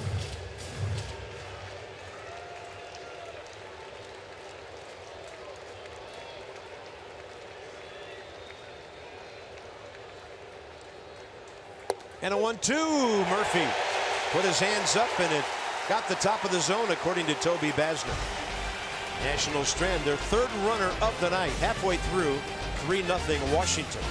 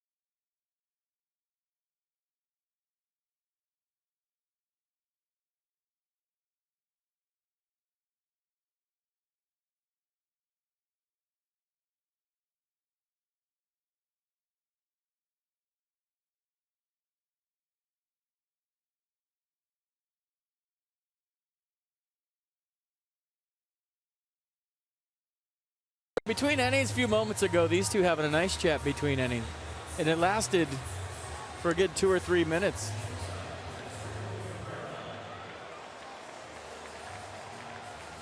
Who knows if it's about a slider or not.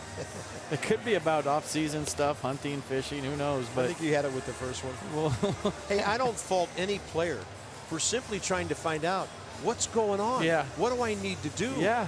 I mean, guys are having the way that they've played the game for decades changed at the highest level. It can't be easy. And it's not easy for the umpires either. Cut them some slack. We've talked to a few during batting practice that have come up to us. Some that I've had relationships as a player throughout the years. Don't want to mention their names on the air, but they've told us, quite frankly, they don't even know the new rule, and it's putting them in a horrible situation. First pitch, bottom of the 5th, Cabrera. A good cut, levels off and fouls it back. Strasburg's 60th pitch of the night. Steven with 35 strikes. The only Mets base runner, Curtis Granderson, twice on walks.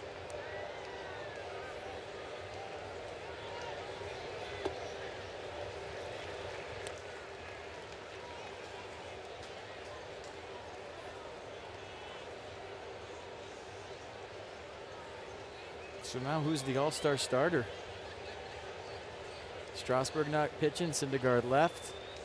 Madison Bumgarner out. Jake Arrieta. We've heard Johnny Cueto's name today. And Terry Collins said before the game, the world needs to see Noah Syndergaard. 2 balls, 1 strike.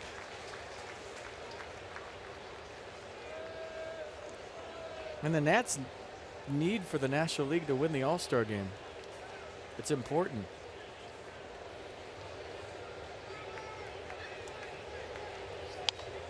Challenge heater. Cabrera late, 2 balls, 2 strikes. I'd start that guy if I was Terry Collins. I'm just saying. And I'd pitch him 8. Yeah, and Mac's probably not one of those guys who on Tuesday would say, well, I pitched Saturday, I can't pitch. I don't think that's what he's all about. I'd pitch him 8 and bring in Familia. 2-2. Good take by Cabrera, who's acting like he's seeing that breaking ball really well here. And when a ball club's looking for something to happen, this is the kind of guy you'd want leading off the inning.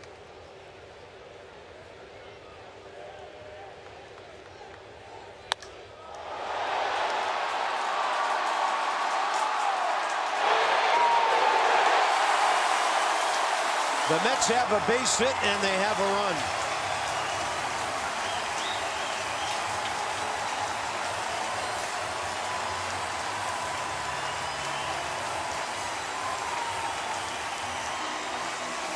I was going to wonder out loud if the delay would affect Steven Strasburg, but I didn't want to jinx it. He hasn't given up a hit since he's come off the disabled list, and a 3-2 slider up and out over the plate.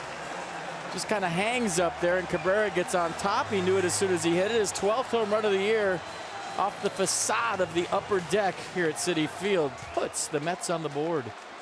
Asdrubal Cabrera hit 25 home runs for the Indians 5 years ago, his career high with 92 RBIs. I mean, he went up and got that thing, and that was a big fly. That brings the crowd back alive now. Brandon Nimmo, the hitter. I don't know, Cabrera just seemed like he had a good handle on that AB. Now they have another hit.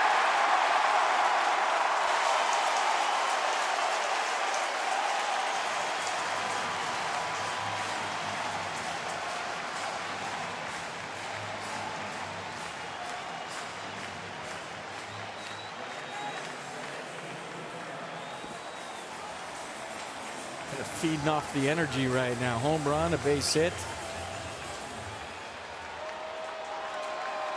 There's Rene Rivera. Listen to this place.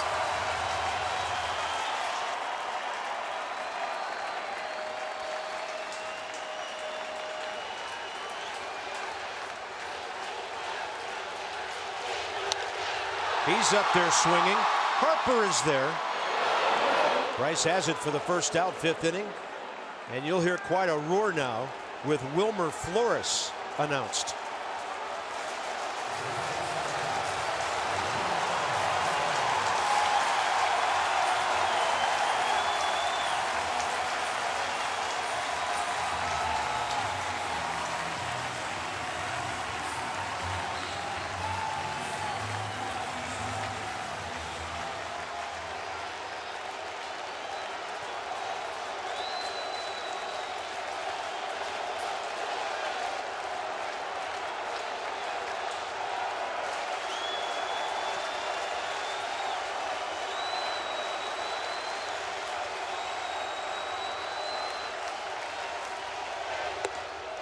Seven home runs, 22 RBIs his last month.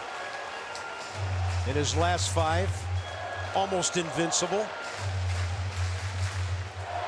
And a big blow here last night. Really the big blow of the game.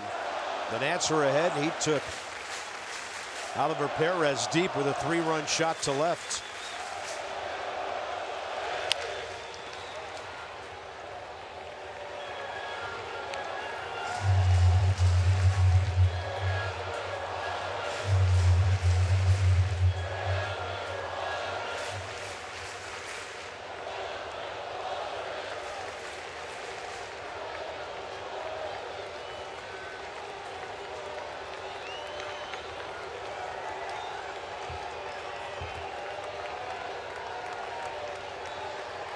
Ironically, it's the Syndergaard walk off the mound that gets him in the game.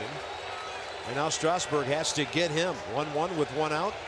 Flores with Ramos set up inside. Can't get to 96. You have a veteran in Steven Strasburg on the mound. This place is losing its mind. They're chanting, "Let's go Flores." And you go back to last night with Lucas Giolito in his first road start. You have one guy that knows how to handle this situation and one guy that will know how to handle this situation with more experience. But it's not easy. I don't care how long you've played to play in front of a crowd like this on the road.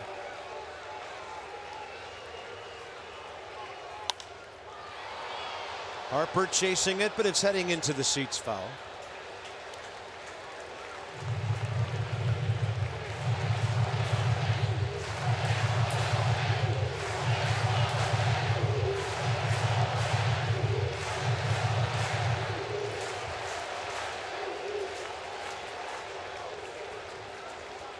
Kind of see how Steven's slowing down the game, slowing down the situation. He knows the crowd's into it. He's feeling it. Everybody on defense is feeling it.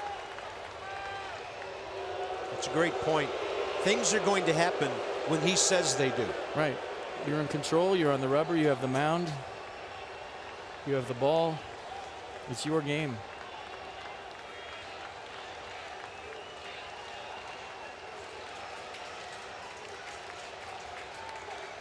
One-two pitch, one out. Flores strikes out. 96 up and in. Steven Strasburg's 7th K of the night. His biggest out to this point. Yeah, hot hitter. Wilmer locked in. He throws the fastball up. You can't get on top of it up there. Little tardy, head flies out. Big out for Steven Strasburg in the Nats.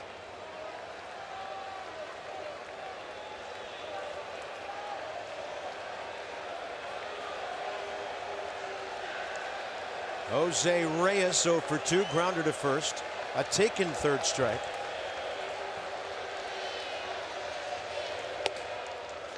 Good looking heater.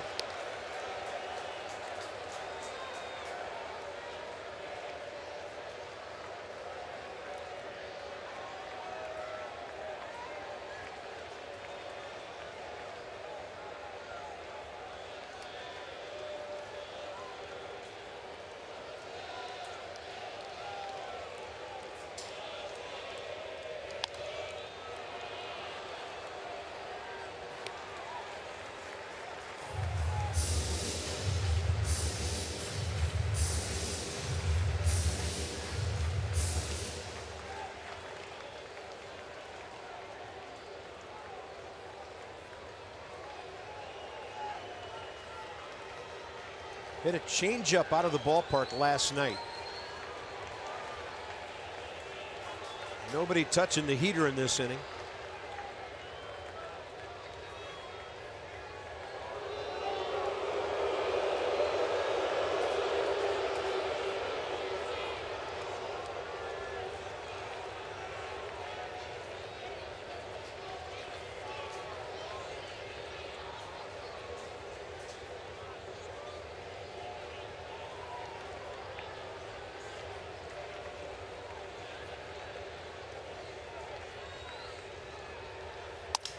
And a breaking ball, broken bat. Murphy has it. The Nats are out of the inning. Steven Strasburg gives up a leadoff homer by Cabrera. The Nats still on top, 3-1.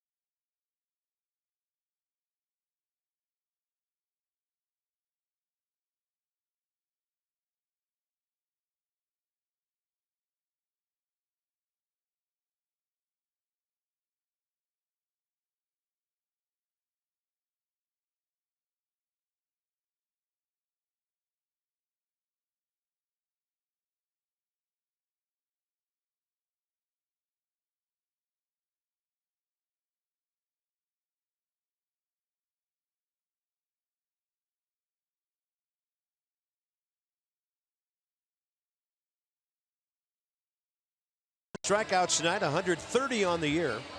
But then on the other side of the ledger, when the Nats can get a base on balls, and they've done that a lot this year, over 300 times, 15,600.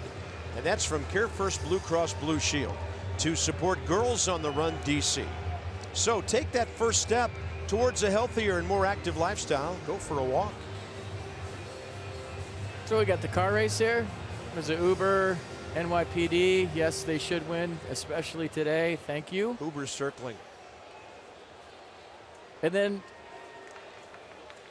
me and my old friend, Mr. Met. See him right there? I heard a rumor that two people very unlikely to appear in a picture together did indeed have that happen today.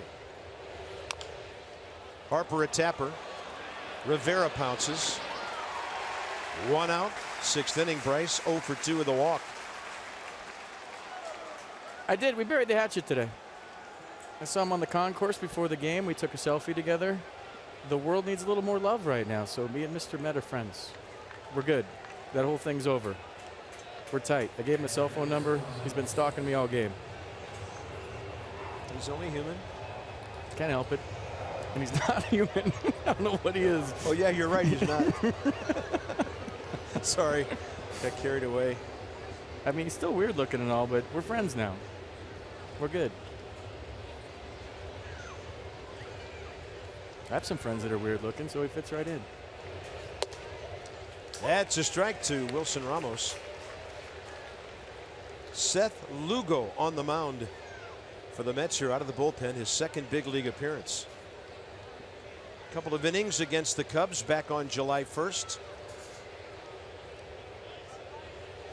Whoa, way inside, and Ramos skips back.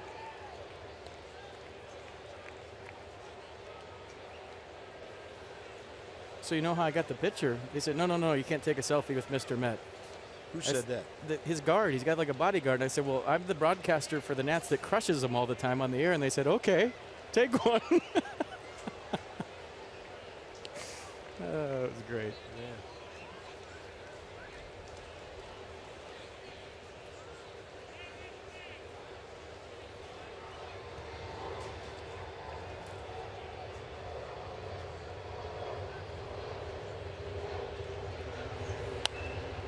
Wilson Ramos reaching out and fouling one upstairs. So the Nats box. First hit came 1 out, 2nd inning. Ramos just hit a ground ball inside the bag at first, down into the corner. And then Clint Robinson went deep to right. Worth the single in the 3rd. Murphy with a deep left center double drove him home. Since Murphy's drive, the Nats have not had a hit. Another one way inside, 3-2. Trying to hit Wilson in the side that's already been hit by a bat.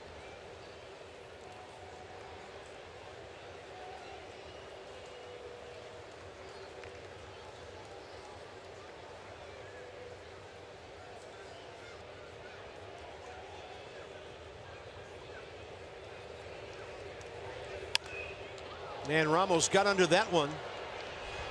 Last night, that one's probably at least on the track. Caught in left center by Brandon Nimmo, 2 outs. Baseball's 2 biggest summer events back to back. First, it's the Home Run Derby, July 11th, 8 p.m. ESPN. Then it's the All-Star Game, the 2016 version in San Diego on Fox, July 12th, 7:30 p.m. The All-Star Game, it means something now. It really does. I'm telling you, there's your sleeper for the Home Run Derby, even though he's not in it. Is there a way we can get him in it? Buffalo would win. Or at least come in second behind Giancarlo, who's going to hit him into the ocean. Here's Glenn Robinson, who's had a good night. 2-run homer. A base on balls. That was close. 1-1.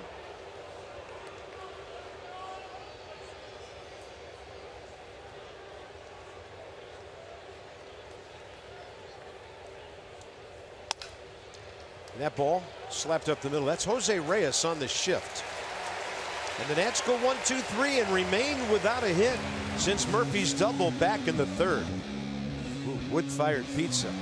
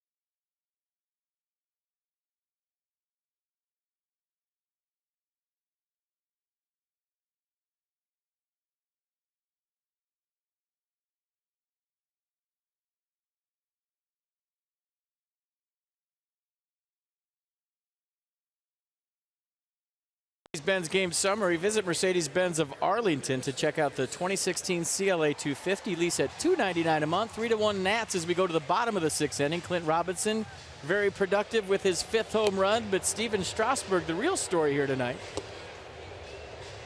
He has been absolutely dealing. The curveball's been his friend with 2 strikes. 76 pitches, 46 for strikes, so he's been efficient too.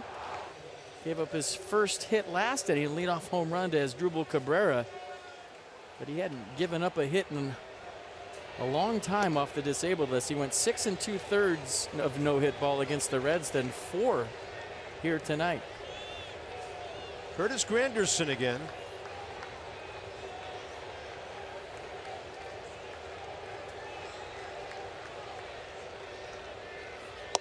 AT NYN is in there. 1 ball, 1 strike. He's walked twice. On base 7 times in the series.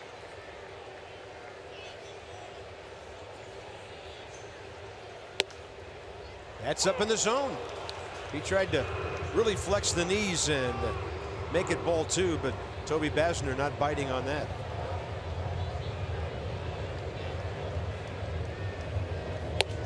He blows him away. Strikeout number 8 for the first out, 6th inning. So he got the slider up for strike 2, then he goes heater right down the middle. And I don't know if I'm right or not, but I feel like that's the first time Curtis Granderson has swung tonight. There's Juan Lagares. Soft liner to Espinoza.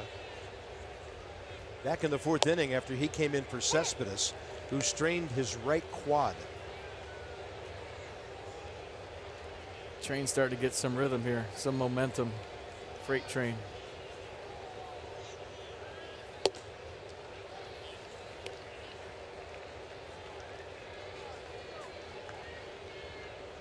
Rain cooled things off here.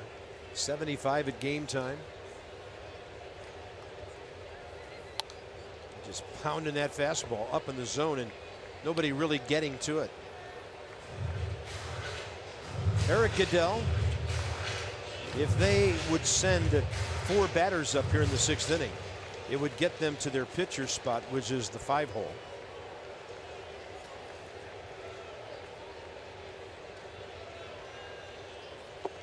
And then Strasburg goes downstairs off speed at 90 for strikeout number 9. Mets box score, just go right to the 5th inning. As far as hits go, Cabrera leadoff homer, and then Nimmo went the opposite way right after that. Steven then took the reins. He got Rivera on a routine fly ball, struck out Wilmer Flores with heaters, and got Reyes on a broken bat grounder. Now 2 hitters later, he faces Neil Walker.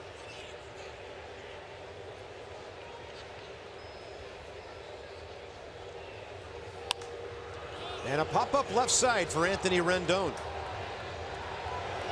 Steven Strasburg came into the 6th inning averaging 15 pitches per inning. He's on a good pace to pitch deep into the New York night.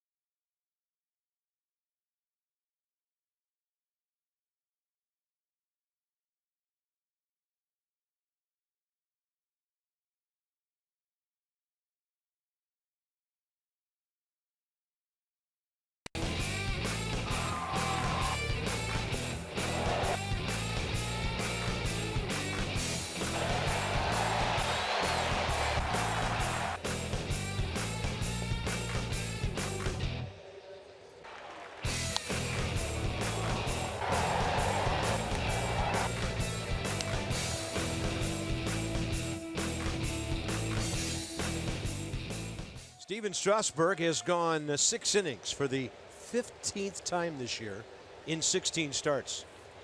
He's gone 7 or more 7 times. We'll worry about that after the Nats send Rendon, Espinosa, and Steven up here in the top of the 7th. Anthony 0 for 1, a walk and a bouncing ball to short. Add on runs. Nats would love that here pretty soon.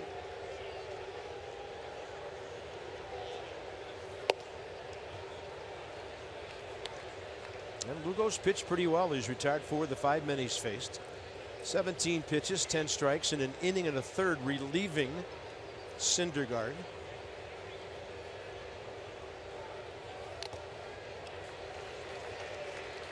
Well, I'm telling you, it would be between Steven Strasburg and Johnny Cueto now with all that's happened. Johnny Cueto 13-1 with a 2.47 to start the All-Star game. I mean, how cool would it be in your hometown?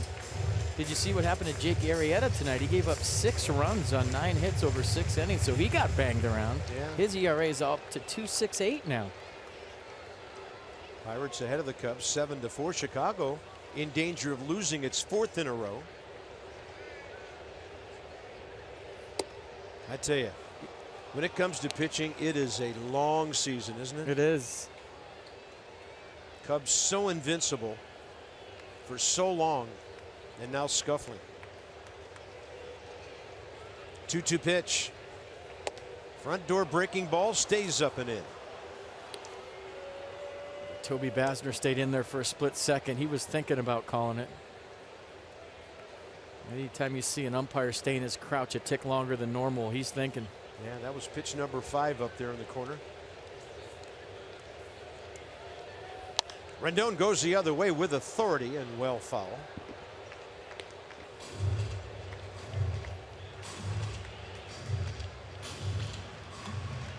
Jerry Blevins, I don't know, maybe with Revere in mind if the inning goes beyond 3 batters. We'll see. I don't think anybody wants to turn Danny Espinosa around to the right side now. Rendon waited for that one over to the left side, and Jose Reyes kind of looked into his glove like he was surprised it was there. When you have insight, you know how to handle your finances with confidence. Brought to you by PNC Bank. For the achiever in you, welcome back Michael A. Taylor and Trey Turner. So 1 game at AAA for Michael, and right back to the big leagues he goes. And we listed some of the great numbers Trey has put up this year.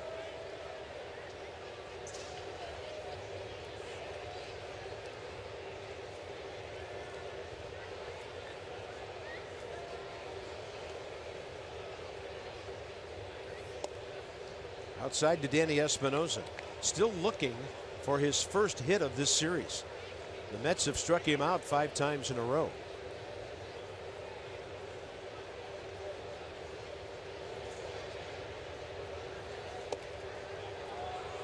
Reyes moving in on the show of a bunt, ball 2.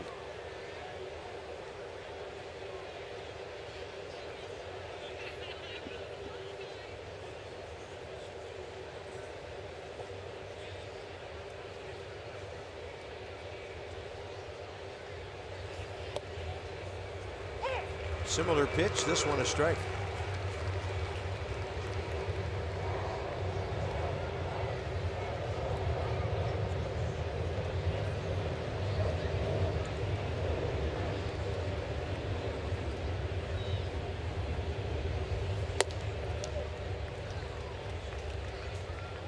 Damn, even a 1-out walk here would be big with the pitcher Strasburg next. Maybe move a 4th run into scoring position.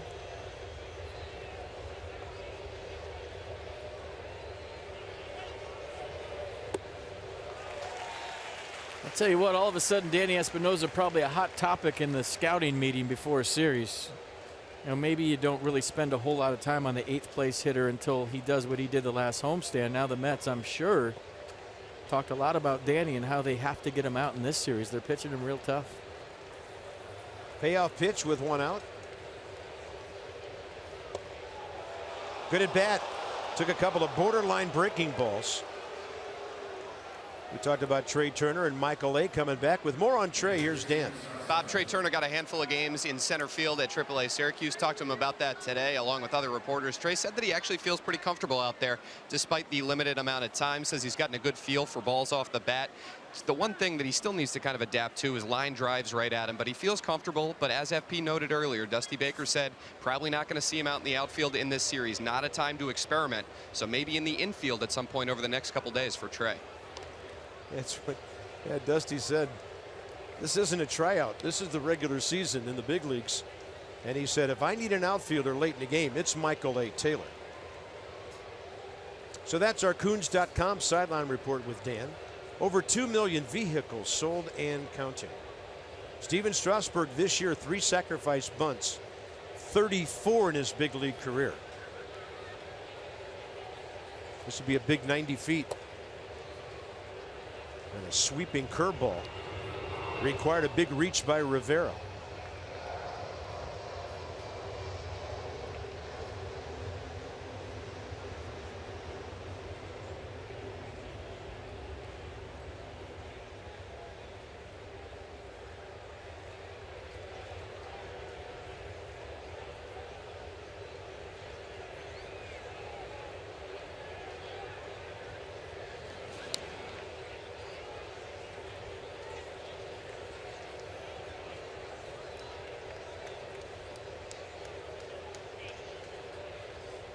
Steven looking long at Bob Hanley.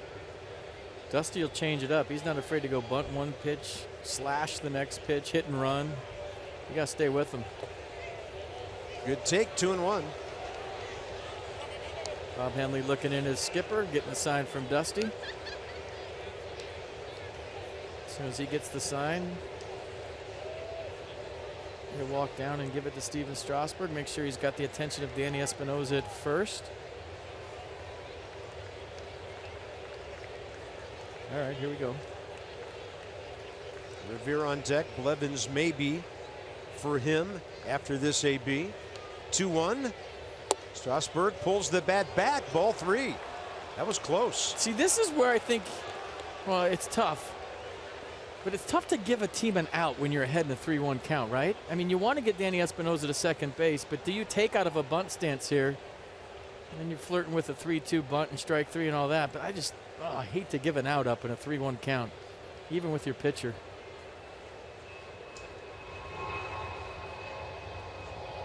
I think that's why Terry Collins just threw to first to see if Strasburg was still bunting. Steven did a good job, kept the bat resting on his shoulder.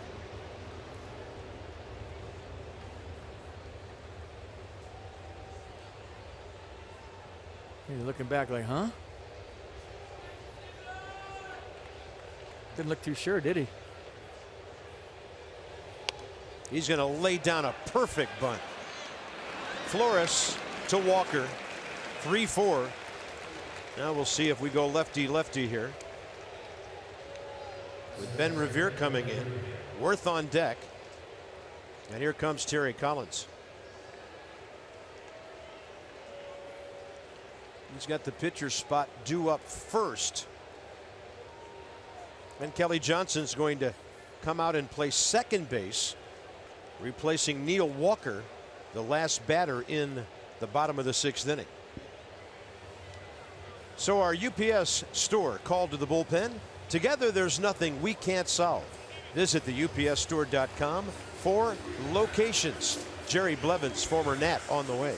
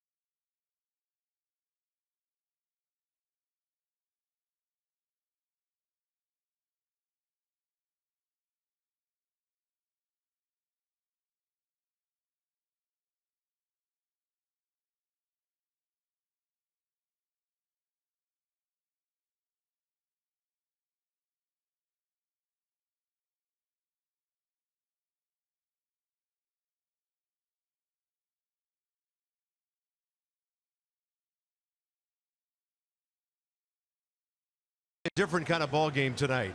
Regulation baseball, as far as we're concerned, the pitching side. Steven Strasburg's been fantastic. So he went, what, upwards of 12 or 13 innings total last couple of starts without giving up a hit. Gives up a couple, but he's back strong now. Remember last year, the second time he came off the disabled list, how good he was. He was better this year off the disabled list. You thought he wasn't going to give up a hit. Fastball's been great. Curveball's been his best friend as a secondary pitch. Threw a couple nasty sliders. So he's got a nice one working here. He could use an add-on run right here. So a big at-bat for Ben Revere, who actually hits lefties better than righties. Here we go. Come on, Ben. Jerry Blevins. A lot of curveballs, especially since he's such a situational guy. And he faces Revere here. Back. Ben Revere career 3 for 13 against Blevins. And there's Kelly Johnson now batting 5th and playing second base. So their pitcher is now in the number 4 spot. And that fastball is inside. We've been 281 against lefties this year, 9 for 32.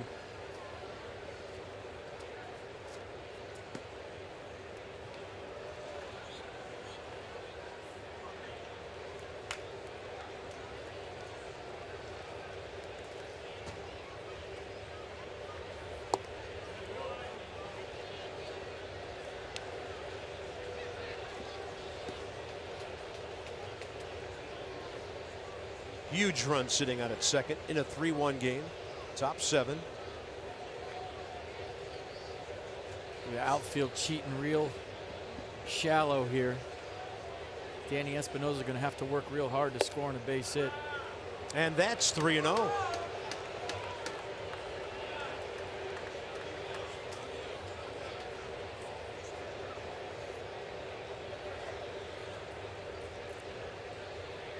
Nobody currently throwing in the Mets bullpen. They had Goodell earlier, but looks like Blevins would face Worth if the inning continues, because there's Murphy right behind him. 3-0 pitch, and Blevins drops in a strike.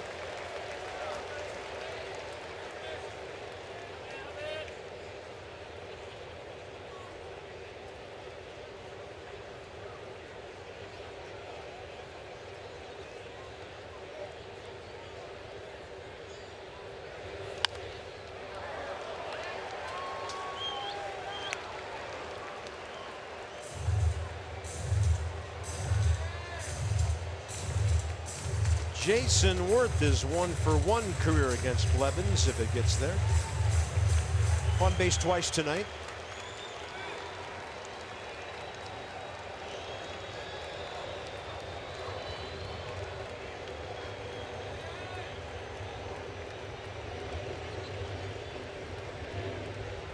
And a 3-2 bounced right over by the bag. That's a foul ball. If it's fair, it's a hit. No way he gets him. Revere was flying down the line.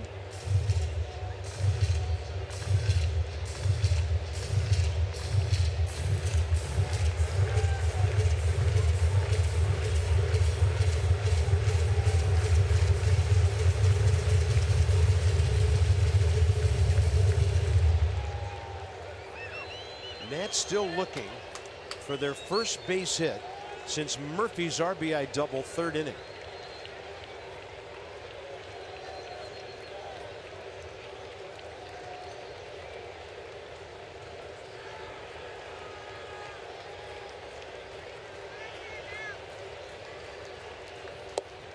And Revere is out looking. Blevins gets Revere in a lefty-lefty matchup. 7th inning stretch here at Citi Field in New York. Tight ball game. Well pitched, especially on one side. 3-1 Nats.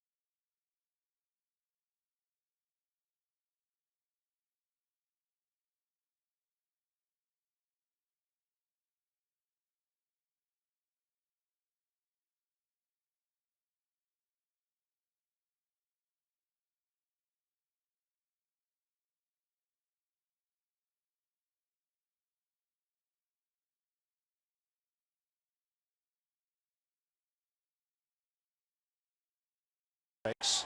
6 innings with 9 strikeouts, a run on 2 hits. Strasburg and Kelly Johnson, who's 2 for 8 career against him. Strike 1.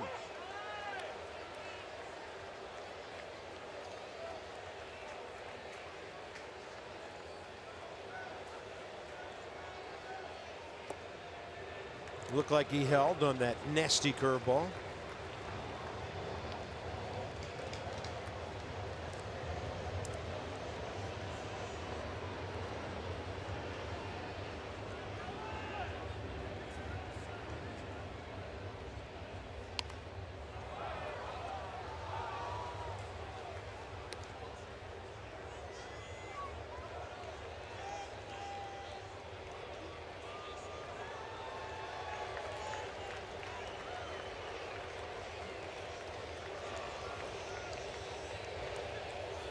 Johnson jammed.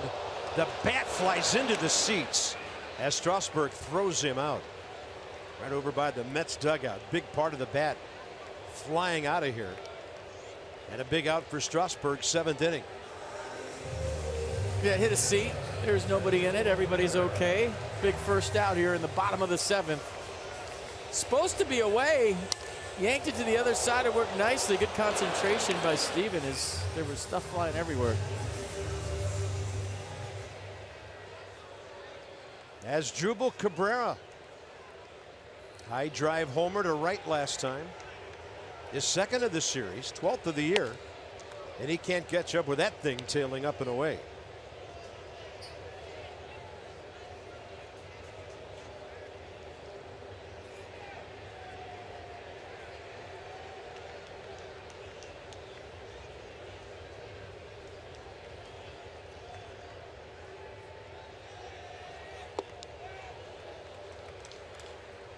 Got Rendon on the move in from 3rd.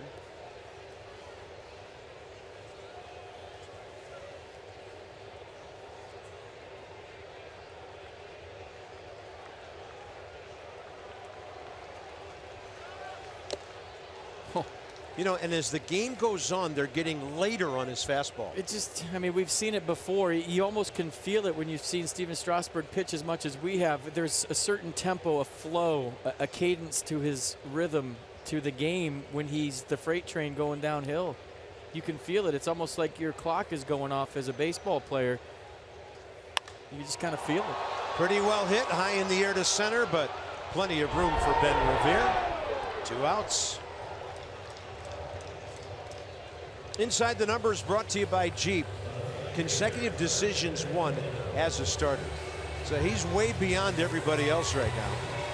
These are active winning streaks. Guys pitching well, including the aforementioned Johnny Cueto.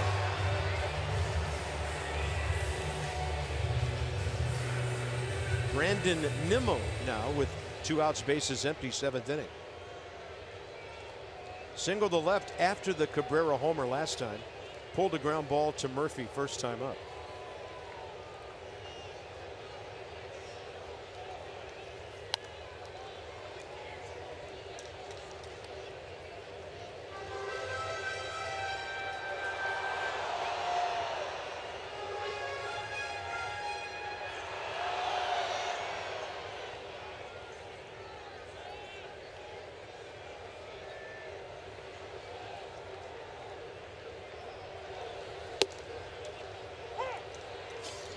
Everything working.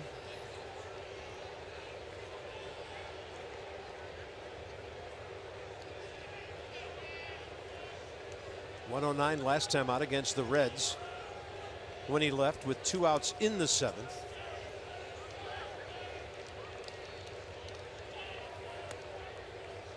I'm talking to Dusty tonight, and he said, you know, I have 1 complete game from my starting rotation this year, and it was Max Scherzer's 20 strikeout game against the Tigers.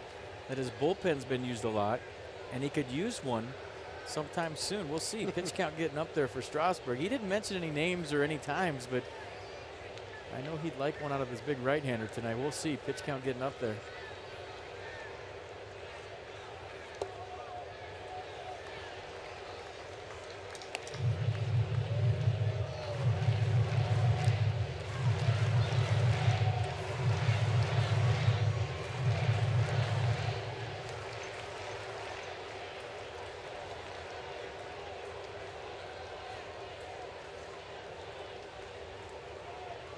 2-2 pitch.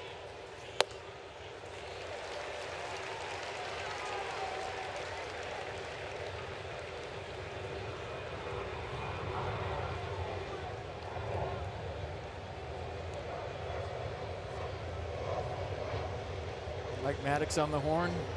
First ring of the night.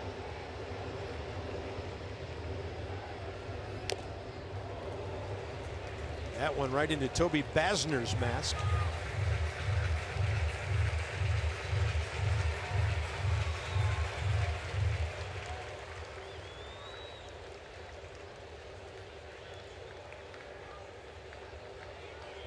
Strasburg's ERA now just a click above 2 runs a game.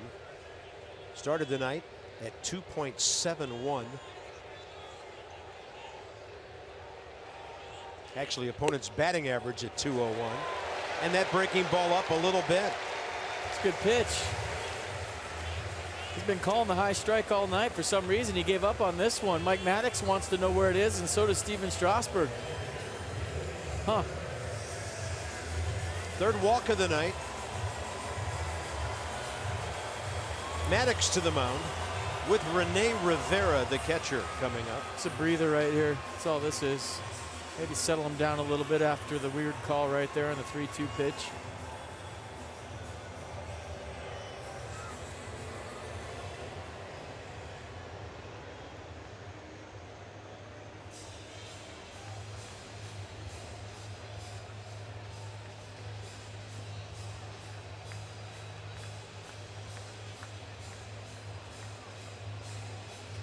So we went with the 3-2 curveball, right? Didn't have as much bite to it as it usually does, but look at the reaction by Steven. You really don't ever see him that animated. The most he ever does is stop in his tracks when he thinks it's a strike. Up, up. Half the ball was in the box on the pitch track. So here's Rivera, who has hit a fly ball to center, 1 to right.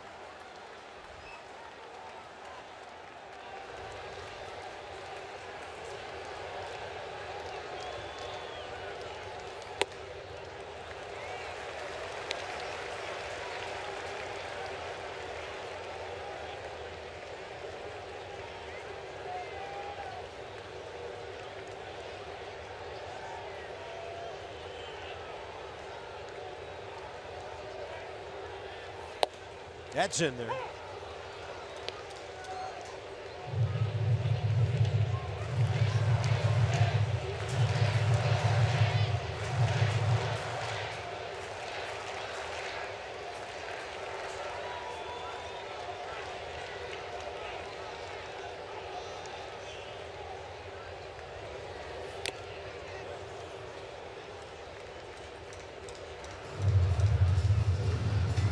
Oliver Perez, Sean Kelly.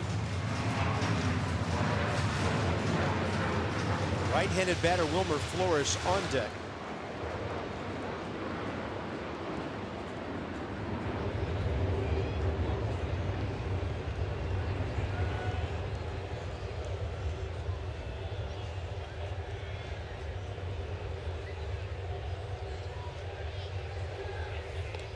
Wicked breaking ball, quite a pick by Wilson Ramos. That got over, got in front of it. And I don't know how committed to that curveball Steven was. He's thrown a couple of fastballs by Rivera. I think he wants to throw one more. Well, they walked Nimmo on the curveball that was just high.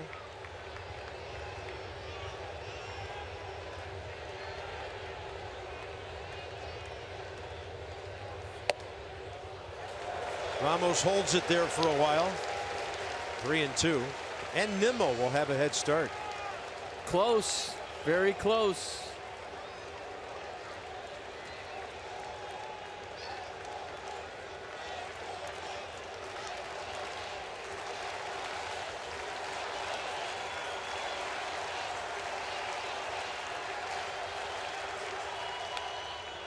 That ball was probably out of the zone, but when it's 3-2 and so little reaction time, Rivera able to get a piece of it.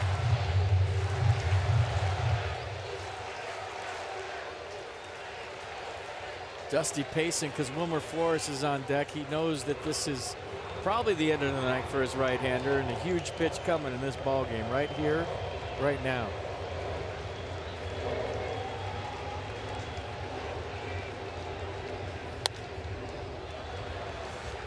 Do it again.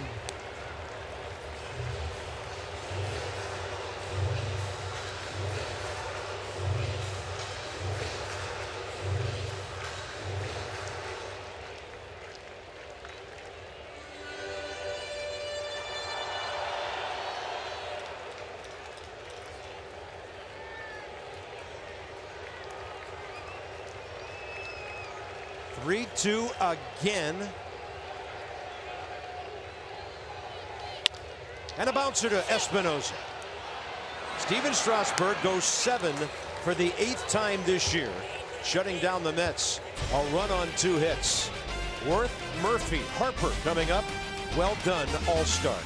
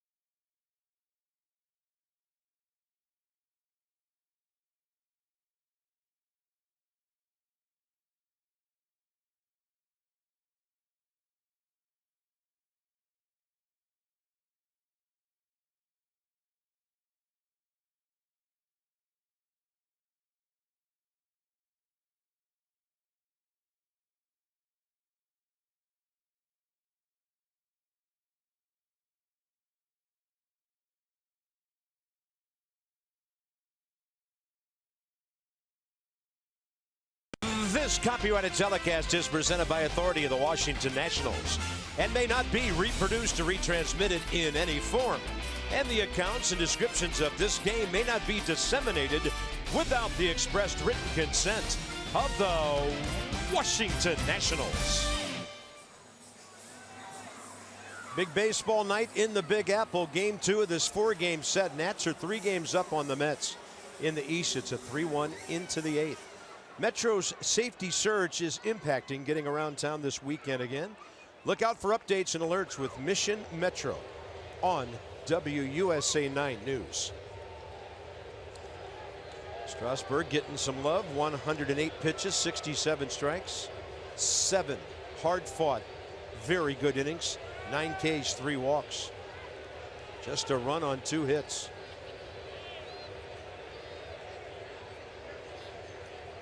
Jerry Blevins to Jason Worth because there are 2 left-handed batters next. Arm fatigue were being given as the reason for Noah Syndergaard's departure.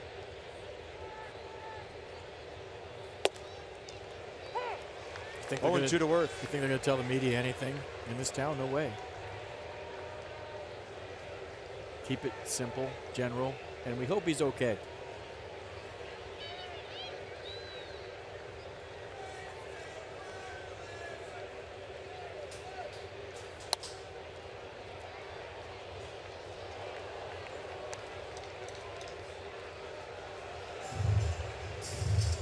Might be an interesting press conference tonight after the game with Terry Collins. You know, he's not real fond about talking about his pitchers and injuries.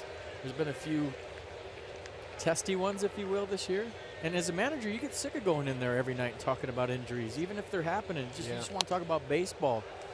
You know, what happened in the game. He'd probably even like to talk about if you question one of his moves more than talking about injury after injury after injury. It's part of the territory. He knows it, but in my opinion, one of the better managers in baseball, tired of talking about injuries. We are told it's not elbow related. And that's the big concern, of course, about Syndergaard. Worth stays alive. Foul ball hit the ground, then got him.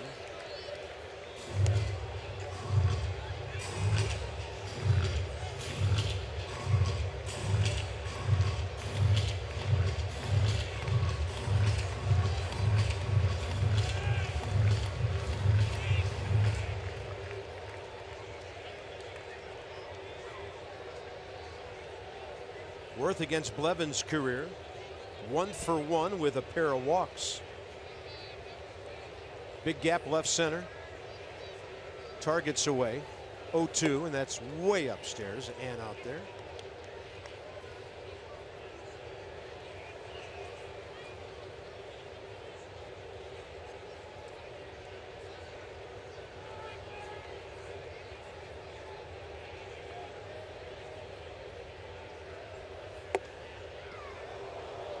Close.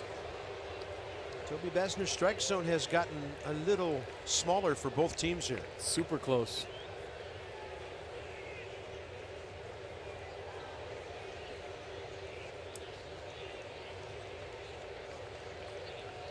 Two-two pitch.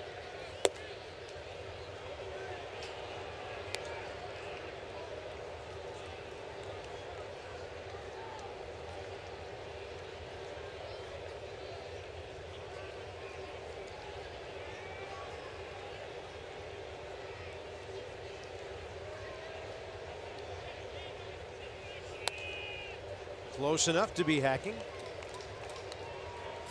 The Peanuts are around. They have an 8-game homestand tonight at Pfister Stadium. Are they playing all 8 games tonight? That's going to be tough. Highlights include the Danny Espinosa Fu Manchu Harry bobblehead, shave it, and the mustache grows back night.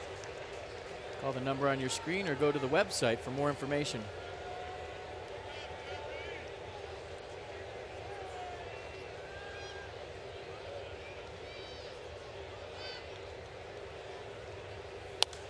Worth right side pop up out of play, and now Jason really battling Blevins. Just giving you good at bat after good at bat. It doesn't matter. I mean, this is Jason Worth in his prime. Whatever happens in this at bat is irrelevant. This is just how he's going about it lately. 6, 7, 8 pitches, base hit, walk, doubles. I mean, he's playing like he's 26. 27 walks in his last 28 games. Off speed pitch. Way out ahead of it and able to get the bat on it to guide it out of play. During that time, 16 runs, 13 RBIs. And batting around 320. I always talk about the first half of the season. Jason Worth is having a great middle third of the season. If you would divide it up into about 50 game segments.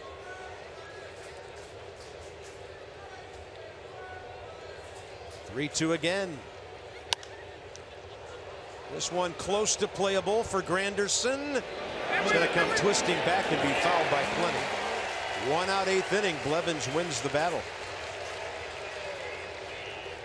Now it's Murphy and Harper. There aren't too many pitchers that have not given up a hit to Daniel Murphy. Jerry Blevins is one of them. 0 for 7.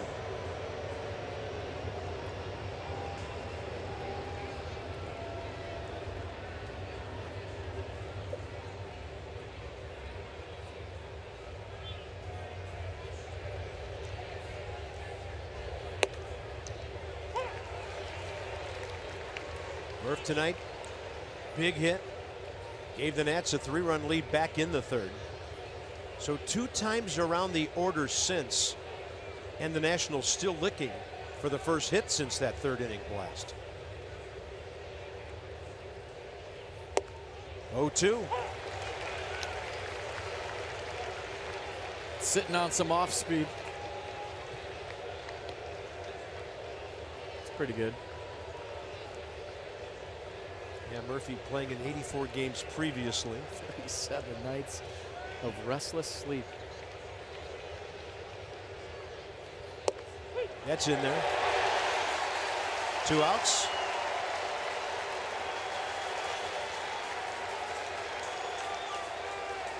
And next up is Harper, 1 for 3 with a home run against Jerry Blevins. It's the first home run that Blevins had given up to a lefty since 2013. I think it was Prince Fielder that hit it.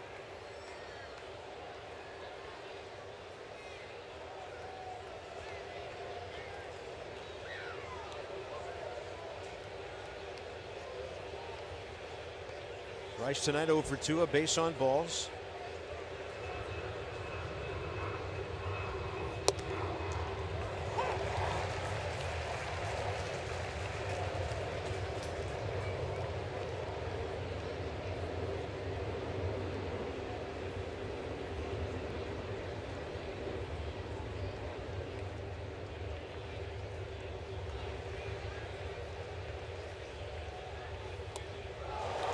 Bryce tried to stay back.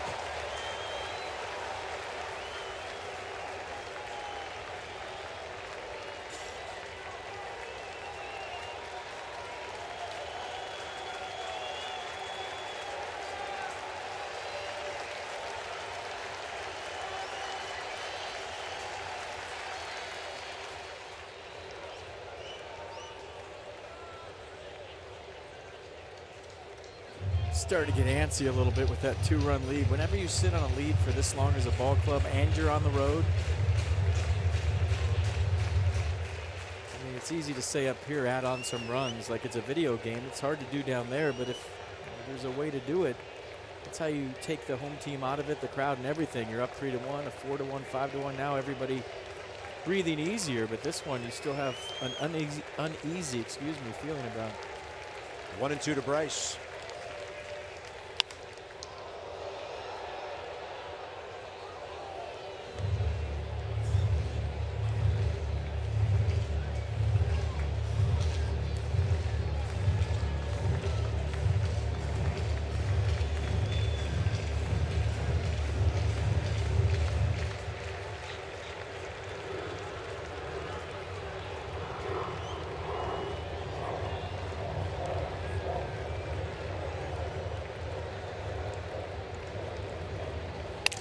Busted bat. Blevins gets through his legs. That ball hit the mound. And now Bryce is safe as the ball is not handled by Flores.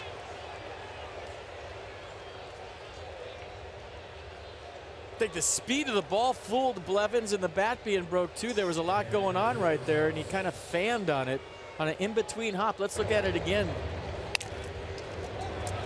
Just got a funny hop off the mound and took his time. Bryce hustling all the way down the line. Blevins thinking he should have made the play. How'd they score that? E1.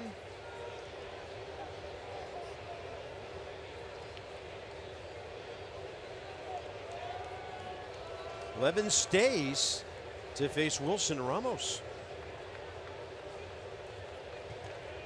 Let's see if the Buffalo can make that hurt.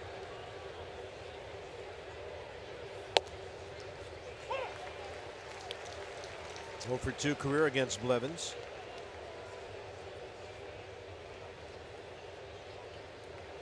Good hustle by Bryce to keep this inning alive.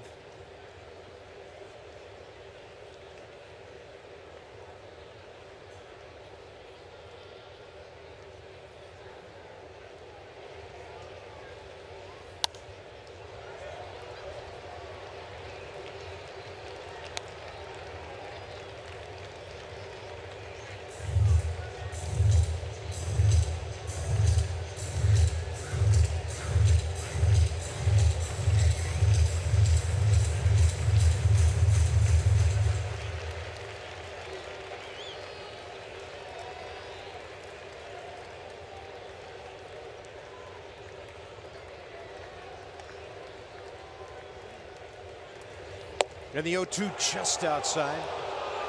A couple of infielders who are stepping toward the dugout.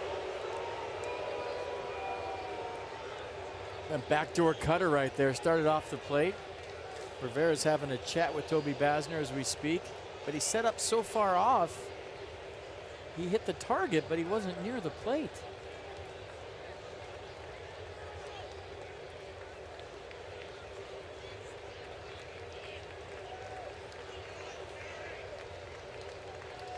Target way out there again. And he threw it high and over the plate. Ball dropped by Rivera. Throws out Ramos, and that's it for the Nats. In the top of the 8th, 6 outs to get. It's up to the bullpen.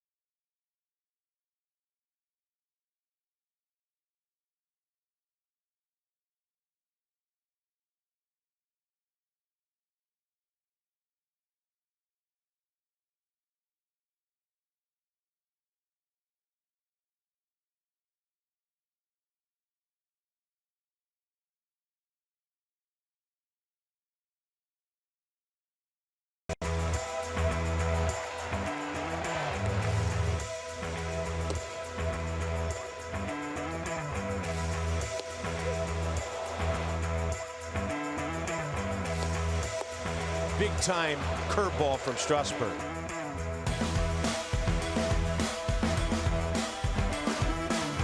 He was great through 7 tonight. 2 hits, a run, 3 walks, 9 Ks. Now Sean Kelly in the 8th. Sean's first appearance since 2/3 of an inning. Scoreless Wednesday in the 7-4 win over Milwaukee. 37th appearance. You remember there was a time this year when he was throwing more sliders than fastballs, but you saw the percentage right there, 57% heaters. Velocity up 93, 95 now. And he's been on attack mode with the fastball, usually away to right-handers. 49 Ks in just under 33 innings. He's never faced Wilmer Flores before, who goes up swinging. Flores, Reyes, Granderson, bottom 8.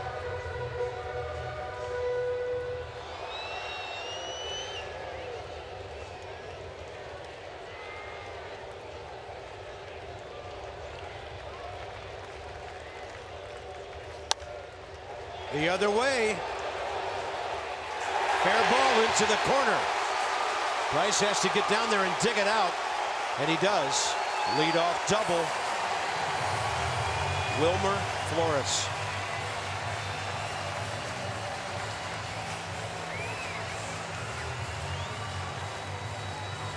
Well, nice piece of hit right there by Wilmer. Fastball down and away. Perfect pitch right where he wanted it. Maybe got a little more plate than he planned on. Ball bounces. First base umpire Jim Joyce gives the safe sign, meaning no fan interference. Play the ball as is, and a leadoff double here in the bottom of the 8th for the Mets. And that should get the crowd back in this game. We'll see.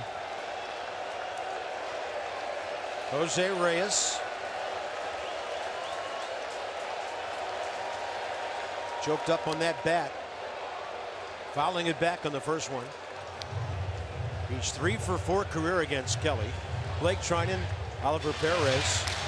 The lefty heating up for the 2nd time tonight. Granderson next, then the right-hander Lagares. 1-1.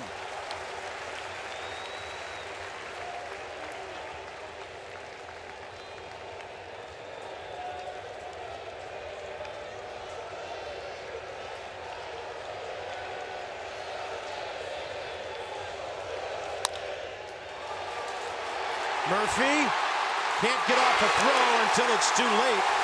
And a base hit by Reyes. The tying runs on base.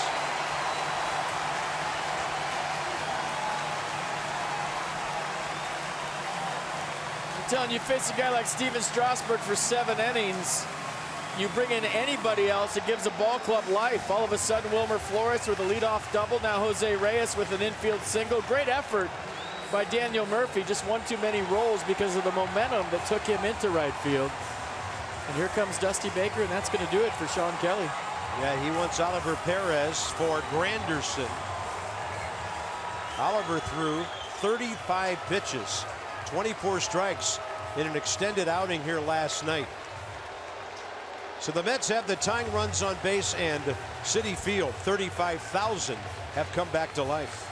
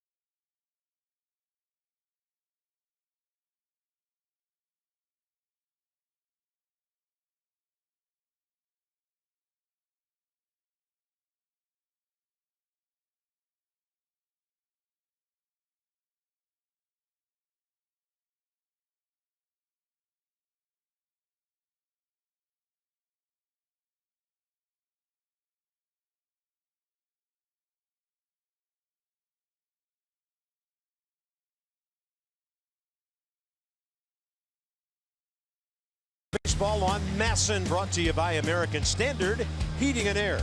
It's their all-star sales event with up to $1,100 in instant rebates or 0% APR for 36 months. By Airlines for America, where airplanes land, opportunity takes off. And by Dominion. Depend on us for more than energy. Rain coming down at Citi Field, and coming down pretty well. First and third for the Mets, nobody out. Oliver Perez, 37th appearance. Long outing last night. Curtis Granderson, 2 for 10 career against him.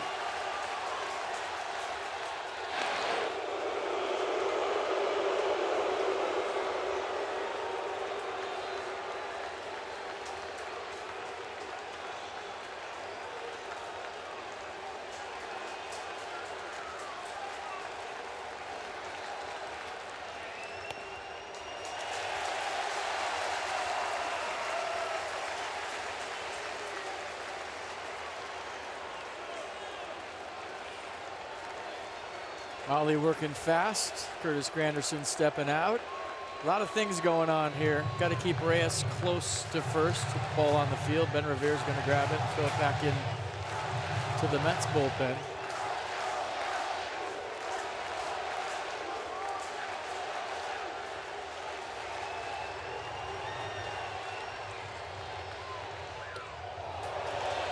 He turned away from the curveball that came back for a strike.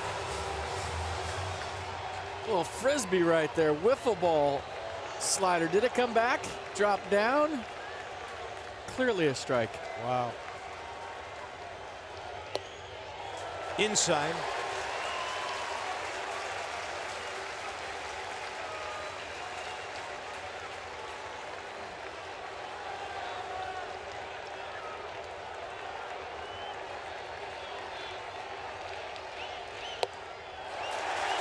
Now a pitch away from the bases loaded.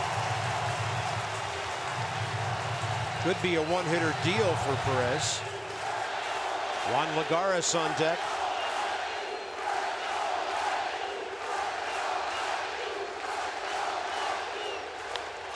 Jammed him. Little pop-up. Espinosa, 1 out. Huge. Huge. Might have been ball 4. I mean, you're looking at bases loaded, nobody out, this place losing its mind, and Curtis Granderson might have swung at ball 4. And a big out for Ali Perez and Dusty Baker's club. Now to a right-hander.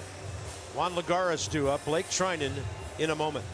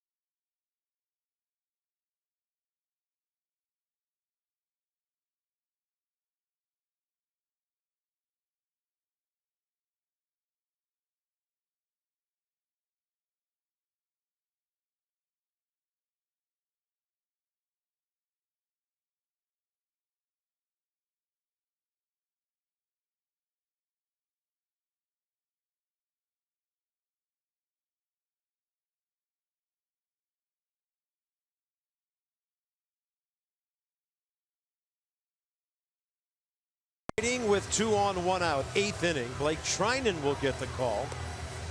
39th appearance, 2.57 the ERA. Pardon me, 2.31 the ERA. And in 35 innings, 33 Ks, 16 walks. Well, Lagares, a first pitch swinger. Strike one very important here. You'd think it's sinker, sinker, sinker, trying to get the ground ball. Lagares can run.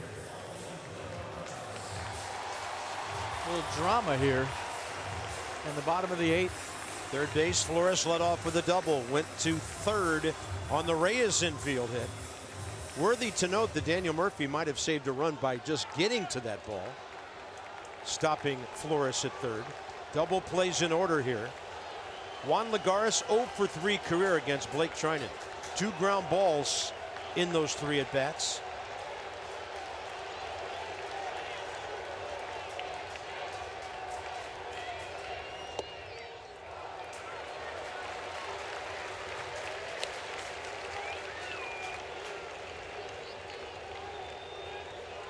Good pitch, right where he wanted it. It was a ball, but he's looking for a swing right there, not necessarily something out over the plate for strike one.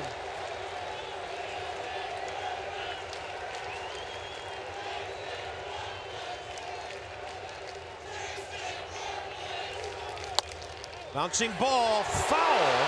Had to be foul. Robinson holding the runner.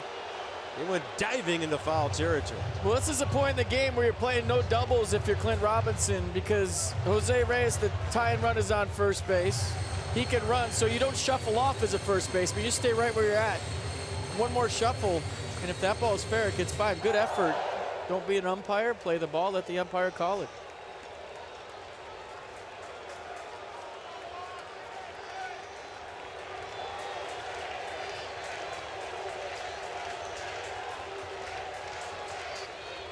Target in to Murphy, to Espinoza, to first. They turn it. 4-6-3.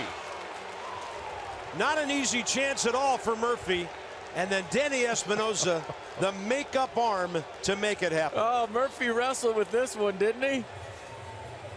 Mets fans can't believe it. Blake Trinan gets the 4-6 to a cannon double play to keep this a 3-1 ball game. How about that, folks? Nicely done. Blake Trinan, like everybody at home, fired up.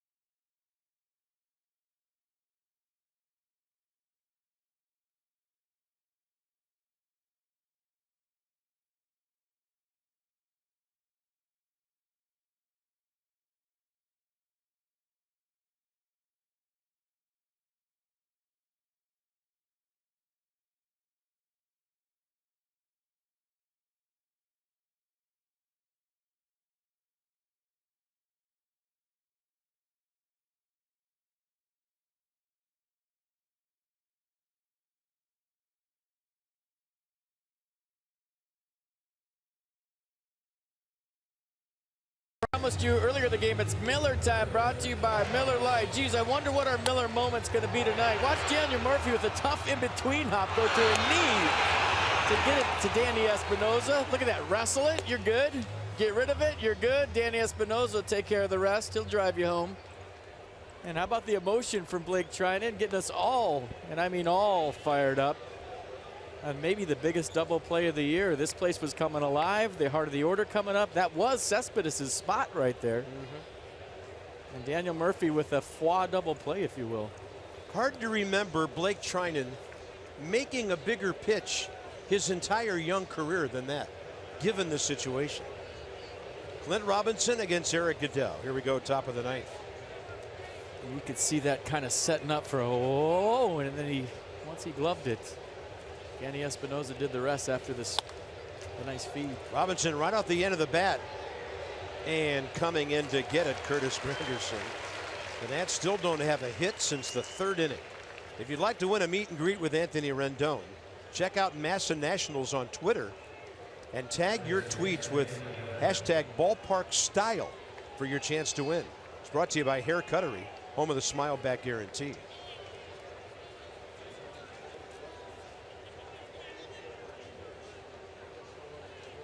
Well, I guarantee you there was a few fans that dozed off, and maybe their significant other woke them up with a cheer right there on that double play. I know I would have woke up the family if I was home watching that. Done it before.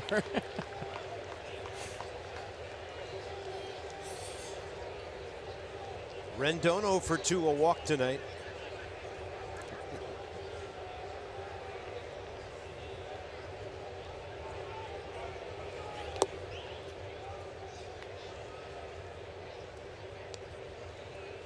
Applebaum for the ninth, pitcher spot. That'll be Deaza, the only non-catcher they have left. And then Kelly Johnson and Cabrera. 1-1 to Rendon.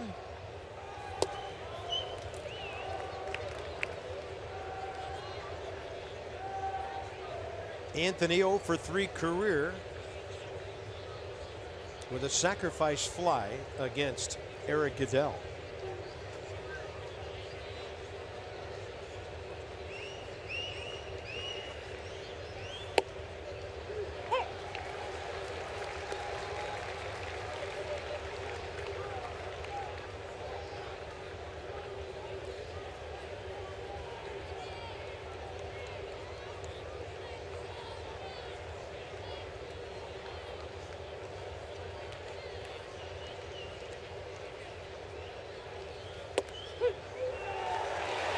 Rendon thought it was up and in, and he has a word for Toby Basner. Been a hard zone to track tonight. Our next game with you is Steven Matz against Gio Gonzalez on Sunday. Gio likes Citi Field. How about this? 12 starts here, 7-1 with a 1.53 ERA. By the way, the Mets and Matz, not a great match lately. They're 2-5 in his last 7 starts. 12:30. Pre-game coverage. Here's Espinosa.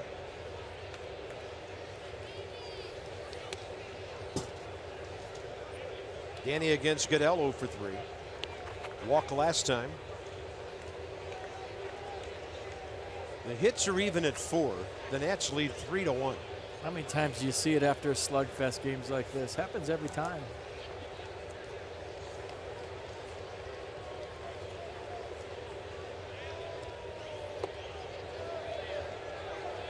Throwing Danny a lot of sinking, breaking stuff. Didn't bite on that, and he gets a 2-0 count.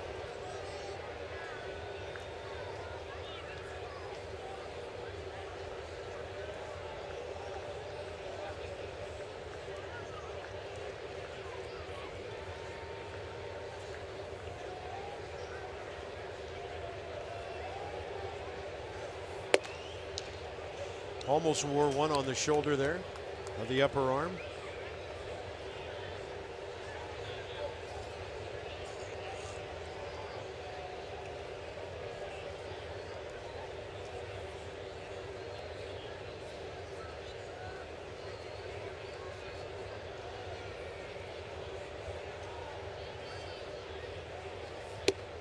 on the inside edge for a strike.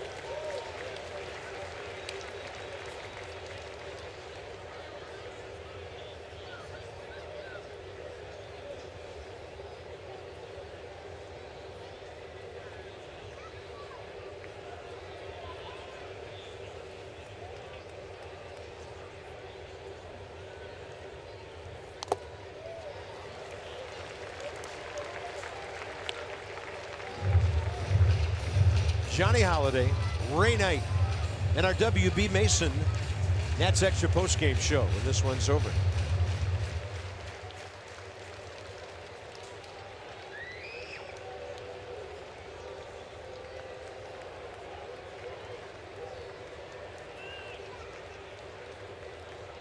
Payoff pitch with 2 outs. Strike call. The Nats do not get a hit after the 3rd inning. Now trying to hold on. Papelbon on the way.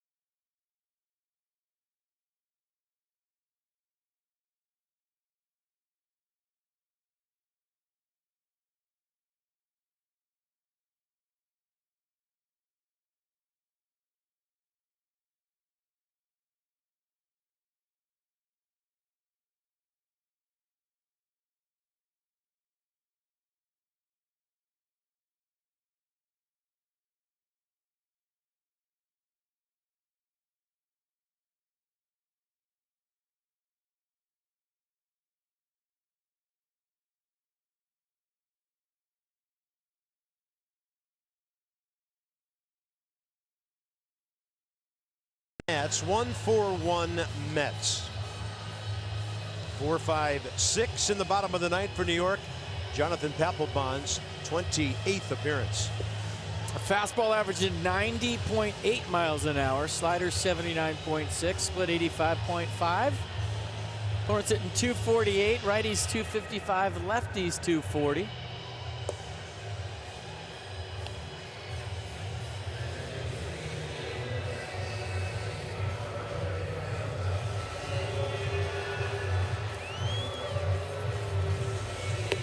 Ball coming out of Jonathan's hands nicely since he made his return. 3 strikeouts for a save at home Wednesday in the 9th against Milwaukee. Alejandro De Aza 0 for 1 career against the Nats closer.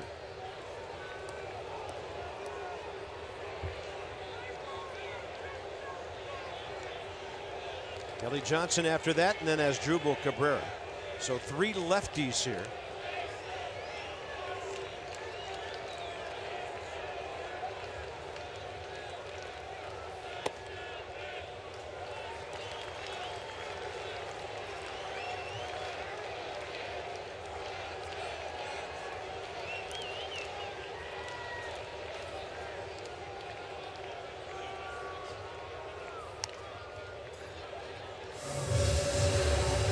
Ramos gets whacked again. Had a rough ride tonight. Got hit by a broken bat. That foul tip didn't feel great. Yeah, right off the shoulder, right by the logo.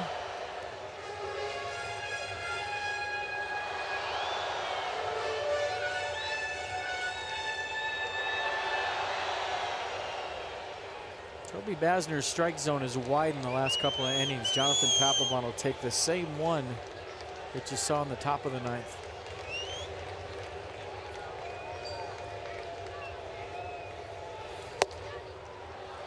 92 with some away movement there. 1 ball, 2 strikes.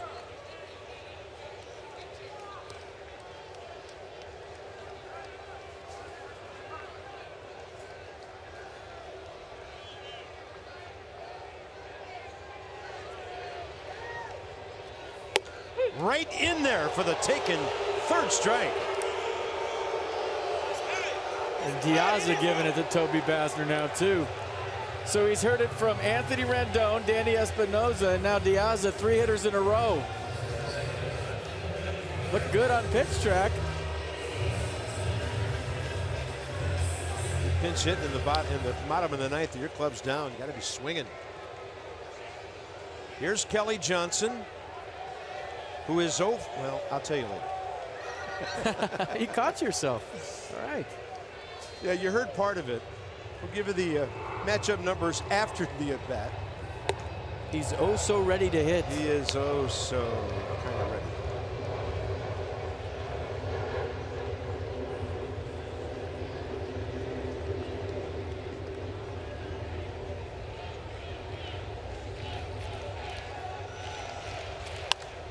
In the air to left. Jason Worth coming in. Now he's 0 for 10 against Jonathan Papelbon.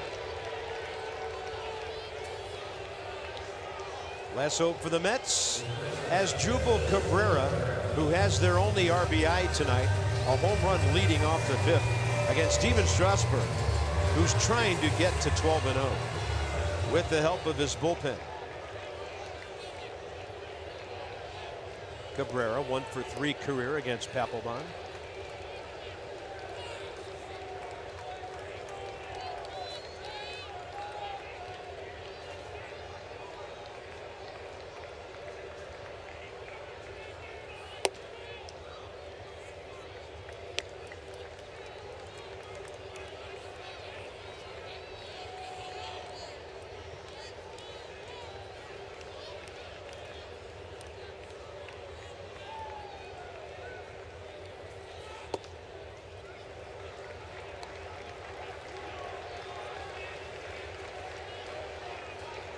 Gotta be taken here, don't you, if you're Cabrera down by 2? I don't think so.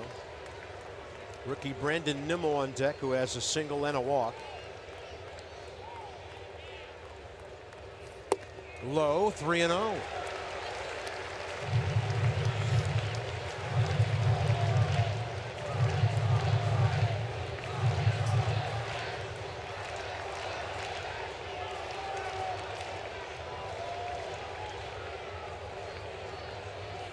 Right in there.